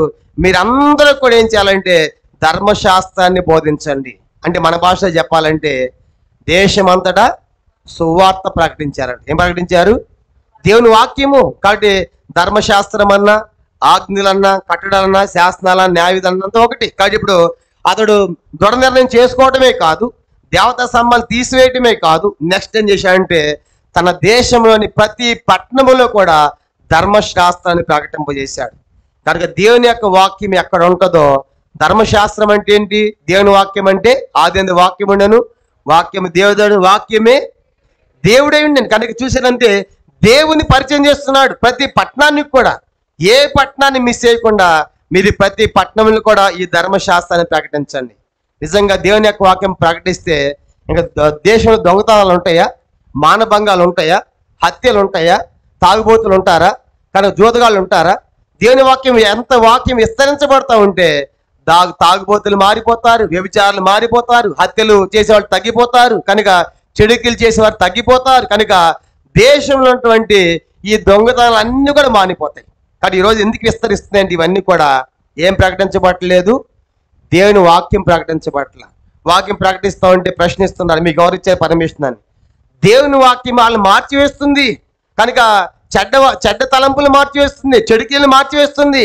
దేవుని వాక్యం ప్రకటిస్తే వాళ్ళకి భయం వస్తుంది. చూడండి, కింద వచనాలు చూడండి, ఎప్పుడు ప్రకటించారో అందరికి భయం వచ్చిందంట. 2 దినవృత్తాంతాలు 17వ అధ్యాయం చూడండి 10వ వచనం. యోధా దేశము చుట్టూ ఉండు దేశముల రాజ్యములన్నిటి మీదకి యెహోవా భయం వచ్చినందున వారు యెహోషాపాతుతో. కాబట్టి ఇప్పుడు ఎవడు యుద్ధం ఆడని భయపడి ఎవడు డేర్ చేయట్లా. అమ్మ వద్దు, యెహోషాపాతుకి ఎవరు తోడుగా ఉన్నాడు? దేవుడు సహాయపడుతున్నాడు, దేశమంతటి వాక్యం ప్రకటించాడు. కాబట్టి ఎవరు యుద్ధం చేయడానికి కూడా రావడం లేదు, చుట్టుపక్కల వాళ్ళు కూడా, అందరికి భయం వచ్చింది. కాబట్టి దేవుని యొక్క వాక్యం, దావీదు అంటాడు, నీ వాక్యం నాకు భయముని పుట్టించుతున్నది అంటాడు. దేవుని యొక్క వాక్యం ఏం చేస్తుందంట? భయము. కనుక నేను పాపము చేయకున్నట్లు ఆ హృదయములో నీ వాక్యమును ఉంచుకొని ఉన్నాను. దేవుని వాక్యము ప్రకటించబడితే పాపము చేయరంటాడు. నీ వాక్యము వెల్లడగుడుతోడనే వెలుగు కలుగును, తెలివి లేని వారికి అవి తెలివి పుట్టించినంటాడు. దేవుని యొక్క వాక్యము వెలిగించేది. దేవుని యొక్క వాక్యము ఆ చీకట్లో ఉన్నటువంటి వారిని వెలుగులో తీసుకొచ్చేది. అదే 119వ కీర్తన 105 అంటాడు కదా, నీ వాక్యము నా పాదములకు దీపమును నా త్రోవకు. దేవుని యొక్క వాక్యం ద్వారా చీకట్లో ఉన్నవారు వెలుగులోనికి వస్తారు. దేవుని యొక్క వాక్యం ద్వారా మరి అందరి భయం పుట్టిస్తుంది. దేవుని యొక్క వాక్యము పాపము చేయకుండా కాపాడుతుంది మనుషుని. కాబట్టి ఇతను ఏం చేశాడంటే ధర్మశాస్త్రము రాజు చదవాలి. ద్వితీయోపదేశకాండం 17వ అధ్యాయం నుంచి 17వ అధ్యాయము 17వ వచనం నుంచి రాయబడింది కదా. ధర్మశాస్త్ర ప్రతి ఒక్కటి రాజు చేతిలో ఉండాలి, పరిపాలించే రాజు చేతిలో. ఇప్పుడు మన దేశానికి రాజ్యాంగం ఎలాగుందో, రాజ్యాంగ ప్రకారం ఎలా దేశాన్ని పరిపాలిస్తున్నారో, రాజు కూడా ఈ ధర్మశాస్త్ర తన చేతిలో పెట్టుకొని తన బ్రతుకు దినములన్నిటిలో చదవాలంట. చదివి దాని ప్రకారం రాజుని పరిపాలించాలి. అట్లాగే ఇతడు ఏం చేశాడంటే అతను చదివి ఇతని దేశమంతటా ప్రకటింపజేశాడు. అందరికి భయం వచ్చింది. కాబట్టి అతడు చేసే అద్భుతమైన సంస్కరణలో దేశమంతటా ధర్మశాస్త్రాన్ని ప్రకటింపజేశాడు. ఎంత అద్భుతమైన సంస్కరణ ఇది. కాబట్టి చూడండి, ఇప్పుడు కూడా ఇంగ్లాండ్ దేశంలో వాళ్ళ ఆఫీసుల్లో అన్నిట్లో కూడా ప్రేయర్ చేయండి, ప్రార్థన చేయండి, ఏ పని కూడా ఆరంభించరు. కారణం ఏంటంటే క్రైస్తవ దేశమే కాబట్టి వాళ్ళ ప్రార్థన లేకుండా స్కూళ్ళు కానీ కాలేజీ కానీ ఆఫీసులు కానీ ప్రార్థన లేకుండా ప్రారంభించారు. అందుకే వాళ్ళ దేవుడు ఎంత హెచ్చించాడు, వాళ్ళ భాష ఇంగ్లీష్ను ఇంటర్నేషనల్ లాంగ్వేజ్కి చేశారు. కారణం ఏంటంటే నన్ను గణపరచు వారిని నేను గణపరుస్తాను. నేను గుంటూరు ఏసీ కాలేజ్ చదివాను, ఆంధ్ర క్రిస్టియన్ కాలేజీలో. అక్కడ కూడా కాలేజీకి క్లాసెస్కి వెళ్ళక ముందు ప్రేయర్ ఉంటుంది. కనుక ఓ పాట పాడతారు, వాక్యం చెప్తారు, తర్వాత ప్రార్థన చేస్తారు, ఆ తర్వాతే క్లాసెస్కి వెళ్ళాలి. చూసారా? కనుక దేవుని యొక్క వాక్యం ఎక్కడ ఉంటుంది అక్కడ దైవ భయం ఉంటుంది. కాబట్టి అనేక దొంగలు మాటలకు అవకాశం ఉంటుంది. దేశం కూడా సుభిక్షంగా ఉంటుంది. కనుక అలాంటి సంస్కరణ తీసుకొచ్చాడు యెహోషాపాతు. కాబట్టి ఇప్పుడు దేశమంతటి కూడా ఎప్పుడైతే దేవుని యొక్క వాక్యాన్ని ప్రకటింపజేశాడో దేవుడు అతను ఇంకా ఆస్వాదించాడు. ఏం చేశాడు చూడండి, నెక్స్ట్ వచ్చును 2 దినవృత్తాంతాలు 17వ అధ్యాయం. అందరి భయం వచ్చిన చుట్టుపక్కల వాళ్ళు ఎవడు కూడా యుద్ధం చేయటం, యుద్ధం చేయకుండా అందరూ కూడా అతనితో సమాధాన పడుతున్నారు, సంధి చేసుకుంటున్నారు. చదవండి అన్నమాట. 11వ వచనం. ఫిలిస్తీన్లో కొందరు యెహోషాపాతునకు పన్నును కానుకలను ఇచ్చుచు వచ్చేది. అరబ్బీలను అతనికి 7,700 గొర్రె పొట్టేళ్లను 7,700 మేకపోతలను తెచ్చుచూ వచ్చిరి. మనం చూసామంటే ఇప్పుడు ఈ 17వ అధ్యాయంలో ధర్మశాస్త్రాన్ని ప్రకటింపజేశాడు. ధర్మశాస్త్రము దేశమంతటా. తర్వాత ఈ 17వ అధ్యాయం మనం చూసినప్పుడు 11వ వచనములో ఫిలిస్తీన్లంట, తర్వాత అరబ్బీలు ఏం చేస్తున్నారంట, వాళ్ళు యుద్ధాలు చేయట్లేదు. ఇప్పుడు యుద్ధానికి రాకుండా ఏం చేస్తున్నారంట, పన్నులు ఇస్తున్నారు. కనుక అయ్యా మాతో సమాధానంగా ఉండి ప్లీజ్ ఇది ఉంచేసుకో తీసేసుకో అని చెప్పేసి అతనితో సమాధాన పడుతున్నాడు. కాబట్టి ఇప్పుడు యుద్ధానికి ఎవరు రావట్లేదు. ఎందుకు యుద్ధానికి రావట్లేదు? అందరికి ఏమొచ్చిందంట, దేవుని భయం వచ్చింది. కాబట్టి పన్ను ఇస్తున్నారు, కానుకలు ఇస్తున్నారు, అరబ్బీలు ఇస్తున్నారు, అరబ్బీలు ఇస్తున్నారు, ఫిలిస్తీన్లు ఇస్తున్నారు. దేశంలో ప్రజలందరూ ఏం కట్టారని చెప్పి ఇందాక పై వచ్చిన వాళ్ళు ఏం కట్టారు, వాళ్ళు దేశంలో కట్టే పన్ను, ఫిలిస్తీన్లు ఇచ్చేది, అరబ్బీలు ఇచ్చేది. డబ్బు అంతా ఎక్కువైపోయింది, ఐశ్వర్యం ఎక్కువైపోయింది, ఘనత ఎక్కువైపోయింది, చుట్టుపక్కల అంతటా వ్యాపించింది పేరు ప్రఖ్యాతులు. అప్పుడు స్టార్ట్ అవుతుందండి ప్రతిది కూడా. ప్రతి రాజు కూడా అదే. ఎప్పుడైతే డెవలప్మెంట్ అది అధికమైందో చెడిపోవటానికి కారణం అక్కడే అవుతుంది. కానీ ఇప్పుడు అందరి పన్ను కట్టారు, అందరి పన్ను కట్టి ఫిలిస్తీన్లు అరబ్బీలు అందరి పన్ను కడుతున్నారు. ఇప్పుడు ఏం కలిగింది అతను చూడండి, ఆ పన్ను కట్టుడు ద్వారా గొప్పవాడైపోయాడు. 2 దినవృత్తాంతాలు 17వ అధ్యాయం 12వ వచనం చదవండి. 17-12. యెహోషాపాతు అంతకంతకు గొప్పవాడై యోధా దేశం ముందు కోటలను సామాగ్రిని నిలువ చేయ పట్టణములను కట్టించెను. చూసేప్పుడు ఏమైపోయాడంటే యెహోషాపాతు అంతకంతకు గొప్పవాడై. ఎంత గొప్పవాడైపోయాడు? లోకములో ఉన్న ఈ దేశంలో ప్రజలు పన్ను కడుతున్నారు, ఫిలిస్తీన్లు పన్ను ఇస్తున్నారు, అరబీలు పన్ను కొడుతున్నారు. ఈ ద్రవ్యము, డబ్బు, వెండి, బంగారం అన్ని ఎక్కువైపోయి పెద్ద గొప్పవాడైపోయాడు. అంతకంతకు గొప్పవాడైపోయిన తర్వాత ఇప్పుడు ఏం చేస్తారు? డబ్బు ఎక్కువ ఉంటే ఏం చేస్తారు? ఇక పట్టణాలు, కనుక పట్టణాలు కొడుతున్నారు, ప్రాకారాలు కొడుతున్నారు, నిలవేసే సామాగ్రిని పెడుతున్నారు. తర్వాత సైన్యం కూడా ఎంత ఉందో చూడండి కింద వచ్చిన వాళ్ళు. అతని సైన్యం కూడా మనము మార్చి చదువుతాం. ఇప్పుడు 13వ వచనం నుంచి 19వ వచనం వరకు మార్చి చదువుకుంటాం. 2 దినవృత్తాంతాలు 17వ అధ్యాయం 13 12 నేను చదువుతాను, 13 మీరు చదవండి. యెహోషాపాతు అంతకంత గొప్పవాడై యోధా దేశమందు కోటలను, సామాగ్రిని నిలువచే పట్టణములను కట్టించెను. దేశముల పట్టణం అతనికి బహుధనము సమకూర్చబడు. అతని కింద పరాక్రమశాలి ఏషియంలో కూడి ఉండేది. వీరి పిత్తల వంశముల చొప్పున వీరి సంఖ్య ఎంత అనగా యోధాలో సహస్రాధిపతులైన యోధా వారికి ప్రధానుడగు అన్నా యొద్ద 3 లక్షల మంది పరాక్రమశాలుండిరి. రెండవ వాడు యోహానాదు యొద్ద 2,80,000 మంది ఉండి. 16 మూడవ వాడు జిక్రీ కుమారుడు యెహోవాకు తాను మనోపూర్వముగా సమర్పించుకున్న అమస్య అతని యొద్ద 2 లక్షల మంది పరాక్రమశాలుండిరి. బెన్యామీన్లో ఎల్యాదా అను వంశీయులు ఒకడుండెను. వీని యొద్ద వింటిని కేడను పట్టుకొని 2 లక్షల మంది ఉండిరి. 18 రెండవ వాడు యెహోజాబాదు. వీని యొద్ద 1,80,000 మంది యుద్ధ సన్నద్ధులు ఉండిరి. రాజు యోధాంధతను ప్రాకారపురములోను ఉంచిన వారు గాక వీరు రాజు యొక్క పరివారంలో చేరిన వారే ఉండిరి. కానీ ఇప్పుడు అంతంత గొప్పవాడైపోయాడు. గొప్పవాడు అవటమే కాదు, అతని సైన్యము ఎంతమంది అంట చెప్పండి, ఎంతమంది మొత్తం లెక్క పెట్టారా? చూడండి, మొట్టమొదట 14వ వచనములు ఎంత ఉన్నారంటే వాళ్ళు 3 లక్షల మంది. కనుక తర్వాత రెండవ వాణి యొద్ద 2,80,000 మంది. తర్వాత 16వ వచనములో 2 లక్షల మంది. తర్వాత 17వ వచనములో 2 లక్షల మంది. తర్వాత 18వ వచనములో 1,80,000. అంటే దాదాపు సుమారుగా 11 లక్షలు ఉన్నారు. ఇప్పుడు సుమారుగా ఎంతంట? 11 లక్షల సైన్యం యెహోషాపాతు. అందరు చెప్పండి ఎంతంట?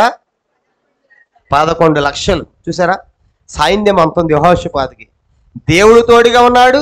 తర్వాత సైన్యం కూడా 11 లక్షల సైన్యం అంటే సామాన్యమైన సైన్యం కాదు. కనుక బలమైన సైన్యమే ఉంది. దేవుడు అంతగా అతను ఆశీర్వదించాడు, ఆ రాజ్యాన్ని అభివృద్ధి పరిచాడు. కారణం ఏంటంటే అతని జీవితం మనం చూసాం. రాజ్యాన్ని బలపరుచుకున్నాడు. బలపరచడమే కాదు, కావాలి బలాన్ని పెట్టాడు.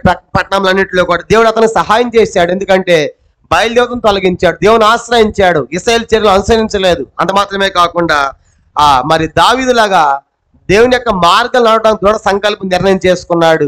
అంత మాత్రమే కాదు, దేశమంతటి వాక్యాన్ని ప్రకటింపజేశాడు. కనుక అంత మాత్రమే కాదు, అది దేవుడు చూసి దేశంలో ప్రజలు పన్ను కట్టారు, ఫిలిస్తీన్లు పన్ను వేస్తున్నారు, అరబీలు కడుతున్నారు. వీటన్నిటి ద్వారా అంతకంత గొప్ప ఐశ్వర్యవంతుడైపోయాడు, ధనవంతుడైపోయాడు. దేవుడు అతను బహుగా దీవించాడు. దాదాపుగా 11 లక్షల మంది సైన్యం కూడా అతనికి ఉన్నట్టు మనం చూసాం.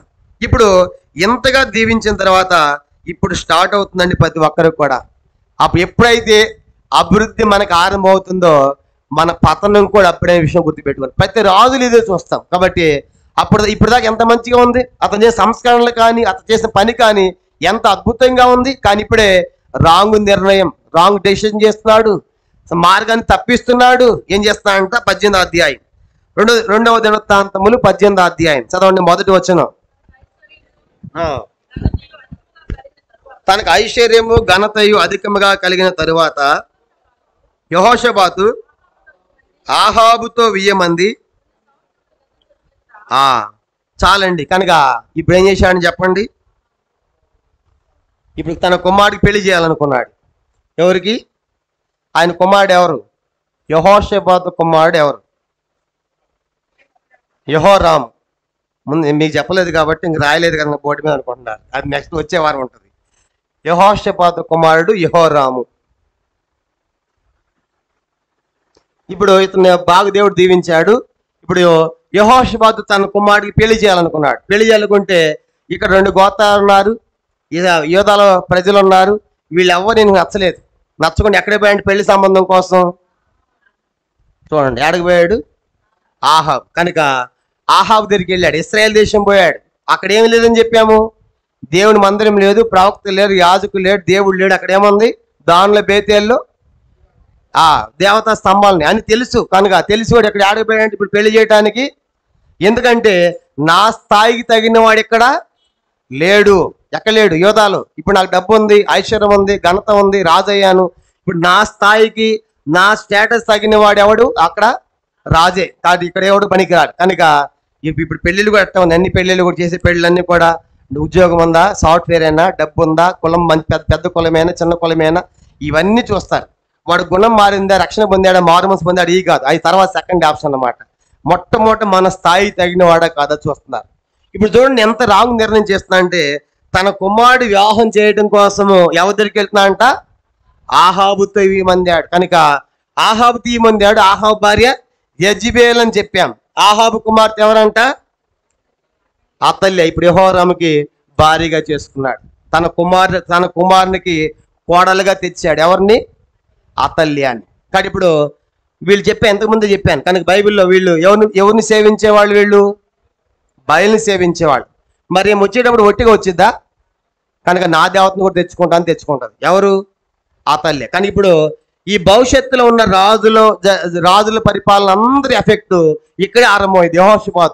యెహోషాపాతు చేసినటువంటి పొరపాటు, తప్పుడు నిర్ణయాన్ని బట్టి, తప్పుడు డెసిషన్ బట్టి ఏం జరిగిందంటే, ఇక భవిష్యత్తులో ఫ్యూచర్లో ఉన్నటువంటి రాజ్యం మీద ఈ ఎఫెక్ట్ అంతా కూడా ఇప్పుడే పడింది. కనుక ఎందుకంటే ఆమె ఎప్పుడైతే ఎంటర్ అయిందో, ఇశ్రాయేలు చేసినటువంటి అతల్య తనకు భార్యగా రావటము, అప్పటి నుంచి ఆరంభమైంది యోధా రాజ్యానికి పతనం అని గుర్తుపెట్టుకోవచ్చు. కొండ గుర్తుగా చెప్పాలంటే, ఎప్పుడైతే అతల్య ఎంటర్ అవుతుందో ఈ దేశము పాడైపోవటానికి, ఈ రాజ్యం పాడైపోవటానికి పొరపాటు చేసింది ఎవరంటే యెహోషాపాతే. కారణం ఏంటంటే తన కుమారుడికి తన ఐశ్వర్యాన్ని, తన ధనానికి, తన వెండి బంగాలు తగినట్లుగా స్టేటస్ చూసుకుని వెళ్ళి ఆహాబు కుమార్తెని పెళ్లి చేశాడు.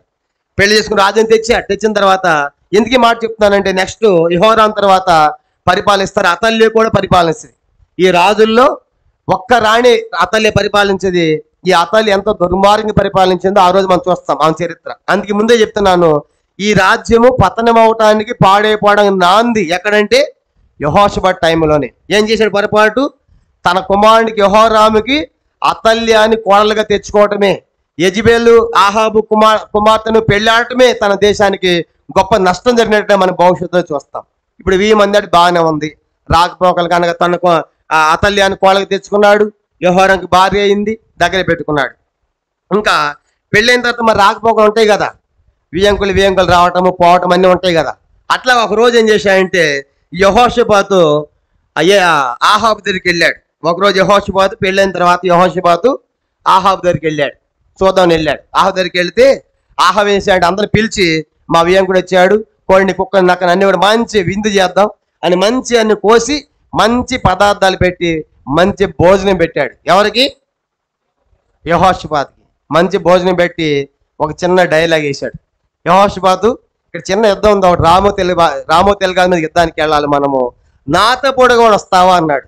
ఇక పీకల దాకా తిని రానంటే బాగుంటుందా, ఏం చేస్తారు. కనుక మంచి భోజనం పెట్టిన తర్వాత నేను రానంటే కుదరదు కదా.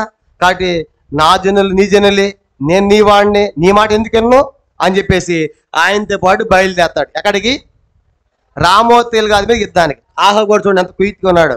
మనం భోజనం పెట్టి పట్టేస్తారు, కనుక మంచి భోజనం పెట్టి వాళ్ళకి ఏం కావాలో అది అడిగేస్తారు. ఇది తిన్న తర్వాత కాదనలేం కదా, కానీ కాదనలేక యెహోషాపాతు కూడా యుద్ధానికి వెళ్ళాలనుకుంటాడు. చదువుకుంటా ఇప్పుడు 18వ అధ్యాయము, నా మాటలు కాదు, 18వ అధ్యాయము 2 దినవృత్తాంతాలు 18వ అధ్యాయం 2వ వచనం. మొదటి వచనం 1000 మంది ఆడు పెళ్ళైపోయింది. 2వ వచనంలో కొన్ని సంవత్సరాలు గతించిన మీదట షోమ్రోనులో ఉండు ఆహాబు నొద్దకు పోయిను యెహోషాపాతు. ఆహాబు అతని కొరకు, అతని వెంట వచ్చిన జనుల కొరకు అనేకమైన గొర్రెలను పశువులను కోయించి తనతో కూడా రామోతెల్గాదు మీదకు పోటు అతన్ని ప్రేరేపించెను. మంచి భోజనం పెట్టి కనుక ప్రేరేపిస్తున్నాడు యుద్ధానికి పోతామని. అప్పుడు ఏమన్నాడు చూడు, 3వ వచనం 3. ఇశ్రాయేల్ రాజైన ఆహాబు యోధారాజుని యెహోషాపాతును చూచి, నీవు నాతో కూడా రామోతెల్గాదుకు వచ్చేదవా అని అడుగ్గా యెహోషాపాతు అంటున్నాడు, నేను నీ వాడను, నా జనులు నీ జనులు, మేము నీతో కూడా యుద్ధమునకు వచ్చేదము. చూసారా, కాబట్టి ఇప్పుడు ఇంకా డైరెక్ట్ చెప్పేస్తున్నాడు, మంచి భోజనం తిన్నామయ్యా, నేను నీ వాడినే, నా ప్రజలు నీ వాడినే, కానీ నీ మాట ఎందుకని పోదాం పదా అని చెప్పేసి యుద్ధానికి బయలుదేరుతున్నాడు. అప్పుడు యెహోషాపాతుకి ఒక డౌట్ వచ్చింది. అతనుకున్న ఒక మంచి లక్ష్యం ఏంటంటే యుద్ధానికి పోబోయే ముందు యుద్ధానికి పోవాలా వద్దని చెప్పేసి ప్రవక్త మీద విచారణ చేస్తాడు. అప్పుడు యెహోషాపాతు అంటాడు ఆహాబుతో, యుద్ధానికి పోదాం, సరే ఓకే, అయితే మనం యెహోవా మీద విచారణ చేద్దాం, యుద్ధానికి పోవాలా వద్దా, విజయంలో సాధిస్తామా లేదా అని ఒక ప్రవక్త మాట తీసుకుంటాము అంటాడు. అప్పుడు ఈ ఆహాబు ఏమంటాడంటే, ఇక్కడ ఏ ప్రవక్తలు ఉన్నారు చెప్పండి, ఇక్కడ ఏ ప్రవక్తలు ఉన్నారు? ఇశ్రాయేల్ దేశంలో బయలు ప్రవక్తలు ఉన్నారు. అప్పుడు ఆహాబు అంటాడు, ఉన్నారు ప్రవక్తలు ఇక్కడ 400 మంది బయలు ప్రవక్తలు ఉన్నారు. ఎంతమంది అంట అంటే పిలిపిద్దాం అంటాడు. కనుక పిలిపిస్తే ఆ 400 మంది ఏమంటారు తెలుసా? యుద్ధానికి పొండి, మీకే విజయము, మీరే గెలుస్తారు కానీ అని చెప్పేసి వాళ్ళందరూ దీవించినట్లుగా 400 మంది చెప్తాడు. అయినప్పుడు యెహోషాపాతు లోపల కొంచెం గీలు ఉంటుంది, ఇదేంత పెట్టి చెప్పారు, ఇక్కడ ఈ బయలు ప్రవక్తలు తప్ప యెహోవా ప్రవక్తలు లేడా అంటే, అయ్యా ఒకడు ఉన్నాడు, వాడు ఎప్పుడు నా గురించి చెడ్డగానే ప్రవచిస్తాడు అంటే, లేదు లేదు అతను పిలవాల్సిందే అని చెప్పేసి పట్టుబడతాడు. క్షమించండి, యెహోషాపాతు పట్టుబడతాడు. ఈ 400 మంది యెజెబెలు ప్రవక్త చెప్పిన మాట ఎవరేం లేదు, యెహోషాపాతు తీసుకోలేదు. కాబట్టి యెహోవా ప్రవక్త మాకు చెప్పాలి, యెహోవా ప్రవక్త చెప్తేనే మేము తీసుకుంటాం అని మాట్లాడితే అప్పుడు ఏం చేస్తారంటే పిలిపిద్దాం అనుకుంటారు. ఇప్పుడు ఆల్రెడీ 400 మంది ఏమని చెప్పారు చెప్పండి, ఏమని చెప్పారు? 400 మంది మీరు యుద్ధానికి పొండి, మీరు గెలుస్తారని చెప్పారు. కానీ ఇప్పుడు ఆ యెహోవా ప్రవక్త బయలు ప్రవక్తల మాట తీసుకోవట్లేదు యెహోషాపాతు, నాకు యెహోవా ప్రవక్తే చెప్పాలి అన్నప్పుడు యెహోవా ప్రవక్త ఒకడు ఉన్నాడు, అతను నా గురించి ఎప్పుడు చెడ్డగానే మాట్లాడతాడు, మేలు ప్రవక్తుడు కీడే ప్రవచిస్తాడు కాబట్టి అతను వద్దయ్య అంటాడు. లేదు అతను పిలిపించాల్సింది అంటాడు. పిలిపిస్తున్నారు. ఏం జరుగుతుంది చూడండి, 18వ అధ్యాయము 4వ వచనం, 2 దినవృత్తాంతాలు 18:4. మరియు యెహోషాపాతు ఇశ్రాయేల్ రాజుతో, నేడు యెహోవా యొద్ద సంగతి విచారణ చేద్దాము రండనగా, ఇశ్రాయేల్ రాజు 400 మంది ప్రవక్తలను సమకూర్చి, నేను రామోత్ గిల్గాదు మీదకి యుద్ధమునకు పోదునా మానుదునా అని వారిని అడిగాను. అందుకు వారు, పొమ్ము, దేవుడు రాజు చేతికి దాన్ని అప్పగించని చెప్పిరి.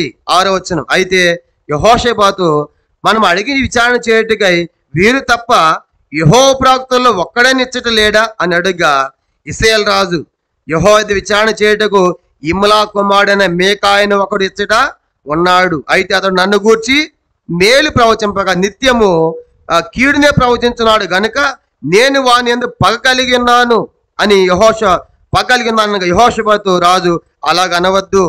అప్పుడు ఇశ్రాయేల్ రాజు తన పరివారంలో ఒకరిని పిలిపించి ఇమ్లా కుమారుడైన మీకాయను శీఘ్రముగా రప్పించమని ఆజ్ఞ ఇచ్చాను. కాబట్టి ఇప్పుడు ఏం జరుగుతుందంటే, చెప్పాడు కదా 400 మంది బయలు ప్రవక్తలేమో వెళ్ళమన్నారు. అప్పుడు అతను అన్నాడు, లేదు యెహోవా ప్రవక్తని పిలవమంటే యెహోవా ప్రవక్తను పిలిపించడానికి ఇష్టపడ్డాడు ఇశ్రాయేల్ రాజు. ఎవరి బలవంతాన? యెహోషాపాతు పోరు చేసినందుకు. అప్పుడు పిలిపిస్తాడు. పిలిపించిన తర్వాత ఈ బయలు ప్రవక్తల్లో మరి ఒకళ్ళు ఏమంటారంటే, సిద్కి అనేటువంటి వాడు, మీరు పొండి, మీరు యుద్ధం గెలుస్తారని చెప్తారు. చెప్పిన తర్వాత ఈ యొక్క యెహోవా ప్రవక్తను మేకాయని తీసుకురావడానికి ఒకడు పోతాడు. పోయినప్పుడు మేకాయ దగ్గరికి వెళ్తాడు. వెళ్ళి, నిన్ను ఇశ్రాయేల్ రాజు, యెహోషాపాతు, యోధా ప్రజలందరూ కూర్చున్నారు ఊరు బయట. కాబట్టి ఇప్పుడు నువ్వు చెప్పాలి, యుద్ధానికి పోతున్నారు వాళ్ళు రామోత్ గిల్గాదు మీదకి, వెళ్ళాలా వద్దనేటువంటి డిస్కషన్ జరుగుతూ ఉంది. 400 మంది ఆల్రెడీ బయలు ప్రవక్తలు ఏమని చెప్పారు, మీకు మేలే కలుగుతుంది, మీరు వెళ్ళమని చెప్పారు, నువ్వు కూడా వాళ్ళ మాటతో ఏకీభవించు అని చెప్తాడు. ఎవరి మాట చెప్పింది? పిలవటానికి వెళ్ళినాడు. ఎవరికి? మీకాయాకు. నువ్వు కనుక వ్యతిరేకం చెప్పావంటే నీకు నష్టం అవుతుంది, ఎందుకంటే ఇప్పుడు ఆల్రెడీ 400 మంది వెళ్ళమని చెప్పారు కాబట్టి నువ్వు కూడా వాళ్ళ మాటతో కలిపేసాయి, వెళ్ళమని చెప్పేసి నీకు బాగుంటుంది అంటాడు. అప్పుడు ఆయన అంటాడు మీకాయ, లేదు దేవుడు నాకు ఏది చెప్తే అదే చెప్తా అంటాడు. కనుక అని తీసుకొచ్చిన తర్వాత మరి యుద్ధానికి పోవాలా వద్దా అని అంటే ఏం చెప్తాడంటే, అతను మీరు యుద్ధానికి పోయారంటే మళ్ళీ ఆహాబు తిరిగి రాడు. ఆహాబు ఏం చేయాలంట? ఆహాబు నేను చెప్పానా ముందే, యెహోషాపాతు చెప్పానా, వాడు నా గురించి కీడే ప్రవేశిస్తాడని చెప్పానా, చెప్పాను చెప్పేసి కోపం వచ్చేస్తుంది. ఎవరికి? ఆహాబు ఇశ్రాయేల్ రాజుకి. నువ్వు పోతావు కానీ మళ్ళీ తిరిగి రావు, కాపర్లేని గొర్రెల వలె అయిపోతారు అని ప్రవచిస్తాడు. కనుక అతనికి హై బీపీ వచ్చేసింది ఇశ్రాయేల్ రాజుకి. వీడిని తీసుకొని పోయి జైల్లో పెట్టండి, చేదు అన్నము చేదు నీళ్ళు ఇవ్వండి, నేను వచ్చేదాకా అంటాడు. నువ్వు తిరిగి వస్తే కదా అంటాడు మేకాయని జైల్లో పెట్టారు. విడదానికి బయలుదేరుతున్నాడు. కానీ ఇప్పుడు ఇక నువ్వు చస్తావని చెప్పినప్పుడు ఎవరికైనా లోపల ఏమంటుంది? కొద్దిగా భయం ఉంటుంది. కానీ ఇప్పుడు విన్నాడు కానీ పైకి మాత్రము భయపడినట్టుగా ఉన్నాడు. కానీ ఆహాబు యెహోషాపాతు అంటాడు, యుద్ధానికి పోతున్నాం కాబట్టి నేను మారు వేషం వేసుకుంటాను. ఏం వేసుకుంటాను? నేను రాజులాగా రాను, నేను వేరే వేషం వేసుకుంటా, నువ్వు మాత్రం రాజులాగే ఉండు. ఎవరిని? యెహోషాపాతుని. నువ్వు రాజుగా ఉండు. నా గురించి ఏం చెప్పాడు అతను? నువ్వు మళ్ళీ తిరిగి రావని చెప్పాడు కాబట్టి ఏమైనా జరుగుతుందేమో, అపాయం ప్రమాదం అని చెప్పేసి నేను మారు వేషంలో నేను వస్తాను, నువ్వు మామూలు వేషంలో రా అన్నారు. యుద్ధానికి వెళ్ళారు. యుద్ధానికి వెళ్ళిపోయిన తర్వాత యుద్ధం ముమ్మరంగా జరుగుతూ ఉంది. అప్పుడు అక్కడ రాజు ఏం చేశాడు? సిరియా రాజు, మీరు అదములతో యుద్ధం చేయొద్దు, మొట్టమొదటి ఎవరితో యుద్ధం చేయాలి? రాజే కనుక ప్రథములతో చేయాలి. పదమూడు రాజే కదా, కాబట్టి మీరు రాజుతో తప్ప అదములతో యుద్ధం చేయొద్దని చెప్తాడు ఆ రాజు. చెప్పగానే అందరు యుద్ధంలో ఏం చేస్తారంటే ఈ యెహోషాపాతు వెంట పడతారు. ఇతను ఇశ్రాయేలు రాజు అనుకొని అందరూ వెంట పడుతూ ఉంటారు, తరవడానికి. ఇశ్రాయేలు రాజు ఆహాబు మాత్రం ఎట్లా ఉన్నాడు? మారువేషంలో ఉన్నాడు కదా, అతను మారువేషంలో ఉన్నాడు. వెళ్ళిన తర్వాత సైన్యం అంతా యెహోషాపాతు వెంట పడుతున్నారు, చంపాలని ఇతను ఇశ్రాయేలు రాజు అనుకుని. అప్పుడు ఇతడు దేవునికి ప్రార్థన చేస్తాడు, ప్రభా దేవని మొరపెడితే దేవుడు అతనికి సహాయం చేస్తాడు. చూడండి ఆ మాట. రెండో దినవృత్తాంతములు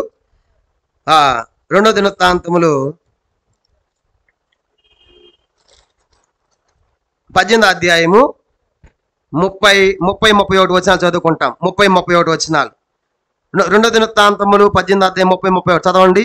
సిరియా రాజు మీరు ఇశ్రాయేల్ రాజుతో యుద్ధం చేయండి, అంటే ఆహాబుతోనే అదములతోనైనను అధికులతో యుద్ధం చేయవద్దని తనతో కొన్న తన రథాధిపతులకు ఆజ్ఞ ఇచ్చిండను. కాగా యెహోషాపాతు కనబడుతోని రథాధిపతులు అతడు ఇశ్రాయేలు రాజు అనుకొని యుద్ధం చేయడానికి అతను చుట్టుకొనిది. కానీ యెహోషాపాతు మొరపెట్టినందున యెహోవా అతనికి సహాయం చేసిన దేవుడు అతని యుద్ధాన్ని వారు తొలగిపోనట్లుగా చేశాను. కాబట్టి ఇప్పుడు అందరం చేశారంటే చెప్పాడు కదా, ముందే చెప్పాడు రాజు, మీరు అదములతో ఎవరితో చేయాలి యుద్ధము? ఇశ్రాయేలు రాజుతో చేయండి, వాడిని చంపాలని చెప్పప్పుడు అందరూ యెహోషాపాతును చుట్టుకున్నారు. దేవా మొరపెట్టండి. దేవుడు అతనికి సహాయం చేసి అతని ప్రార్థన విని తప్పించాడు. వాళ్ళందరూ వచ్చి అరే ఇతను ఆహాబు లాగా లేడే యెహోషాపాతు అని చెప్పేసి విడిచిపెట్టి వెళ్ళిపోయారు. ఎవరిని? యెహోషాపాతును. ఇప్పుడు ఆహాబు ఎక్కడ ఉన్నాడు? ఆ యుద్ధంలో ఎట్లా ఉన్నాడు? అతడు మారువేషంలో ఉన్నాడు. ఆ సైన్యంలోంచి ఎవడో ఒకడు విల్లిపెట్టి బాణం వదిలాడు, గుడి లేకుండా ఊరికి అట్లా వదిలేడు అన్నమాట. ఎవడు కూడా తగిలిదన్నట్టుగా. అది యెహోషాపాతు అంత తగిలించుకున్నాడు. చిన్న సందు ఉందంట, కీలు. ఆయుధం సరిగ్గా ఆ సందులో సరక్కున దూరింది. ఎవరికి? ఆహాబుకి. చూసారా, వాడు గురి పెట్టలేదంట, బాణం గురి పెట్ట కూడా ఇలా ఊరికి అట్ట యుద్ధం అట్ట వదిలేశాడు. ఆ వదిలిన బాణం ఎక్కడో మారువేషంలో దాక్కొని ఉన్న చిన్న సంధ్య ఉందంత అన్ని ధరించుకున్నాడు. ఆ చిన్న సందులో సరక్కున దూరింది ఆహాబుకి. చూడమ్మా, నా గాయంతో రక్తం అని చెప్పేసి కేకలేస్తా ఉంటే అతను రథం మీద తీసుకెళ్ళేటప్పటికి చచ్చిపోయాడు. ఎవరు? చెప్పాడు మేకాయ ప్రవక్త, నువ్వు మళ్ళీ తిరిగి చెప్పాడా? ప్రవక్త చెప్పింది జరిగిందా లేదా? కాబట్టి మళ్ళీ తిరిగి రాల.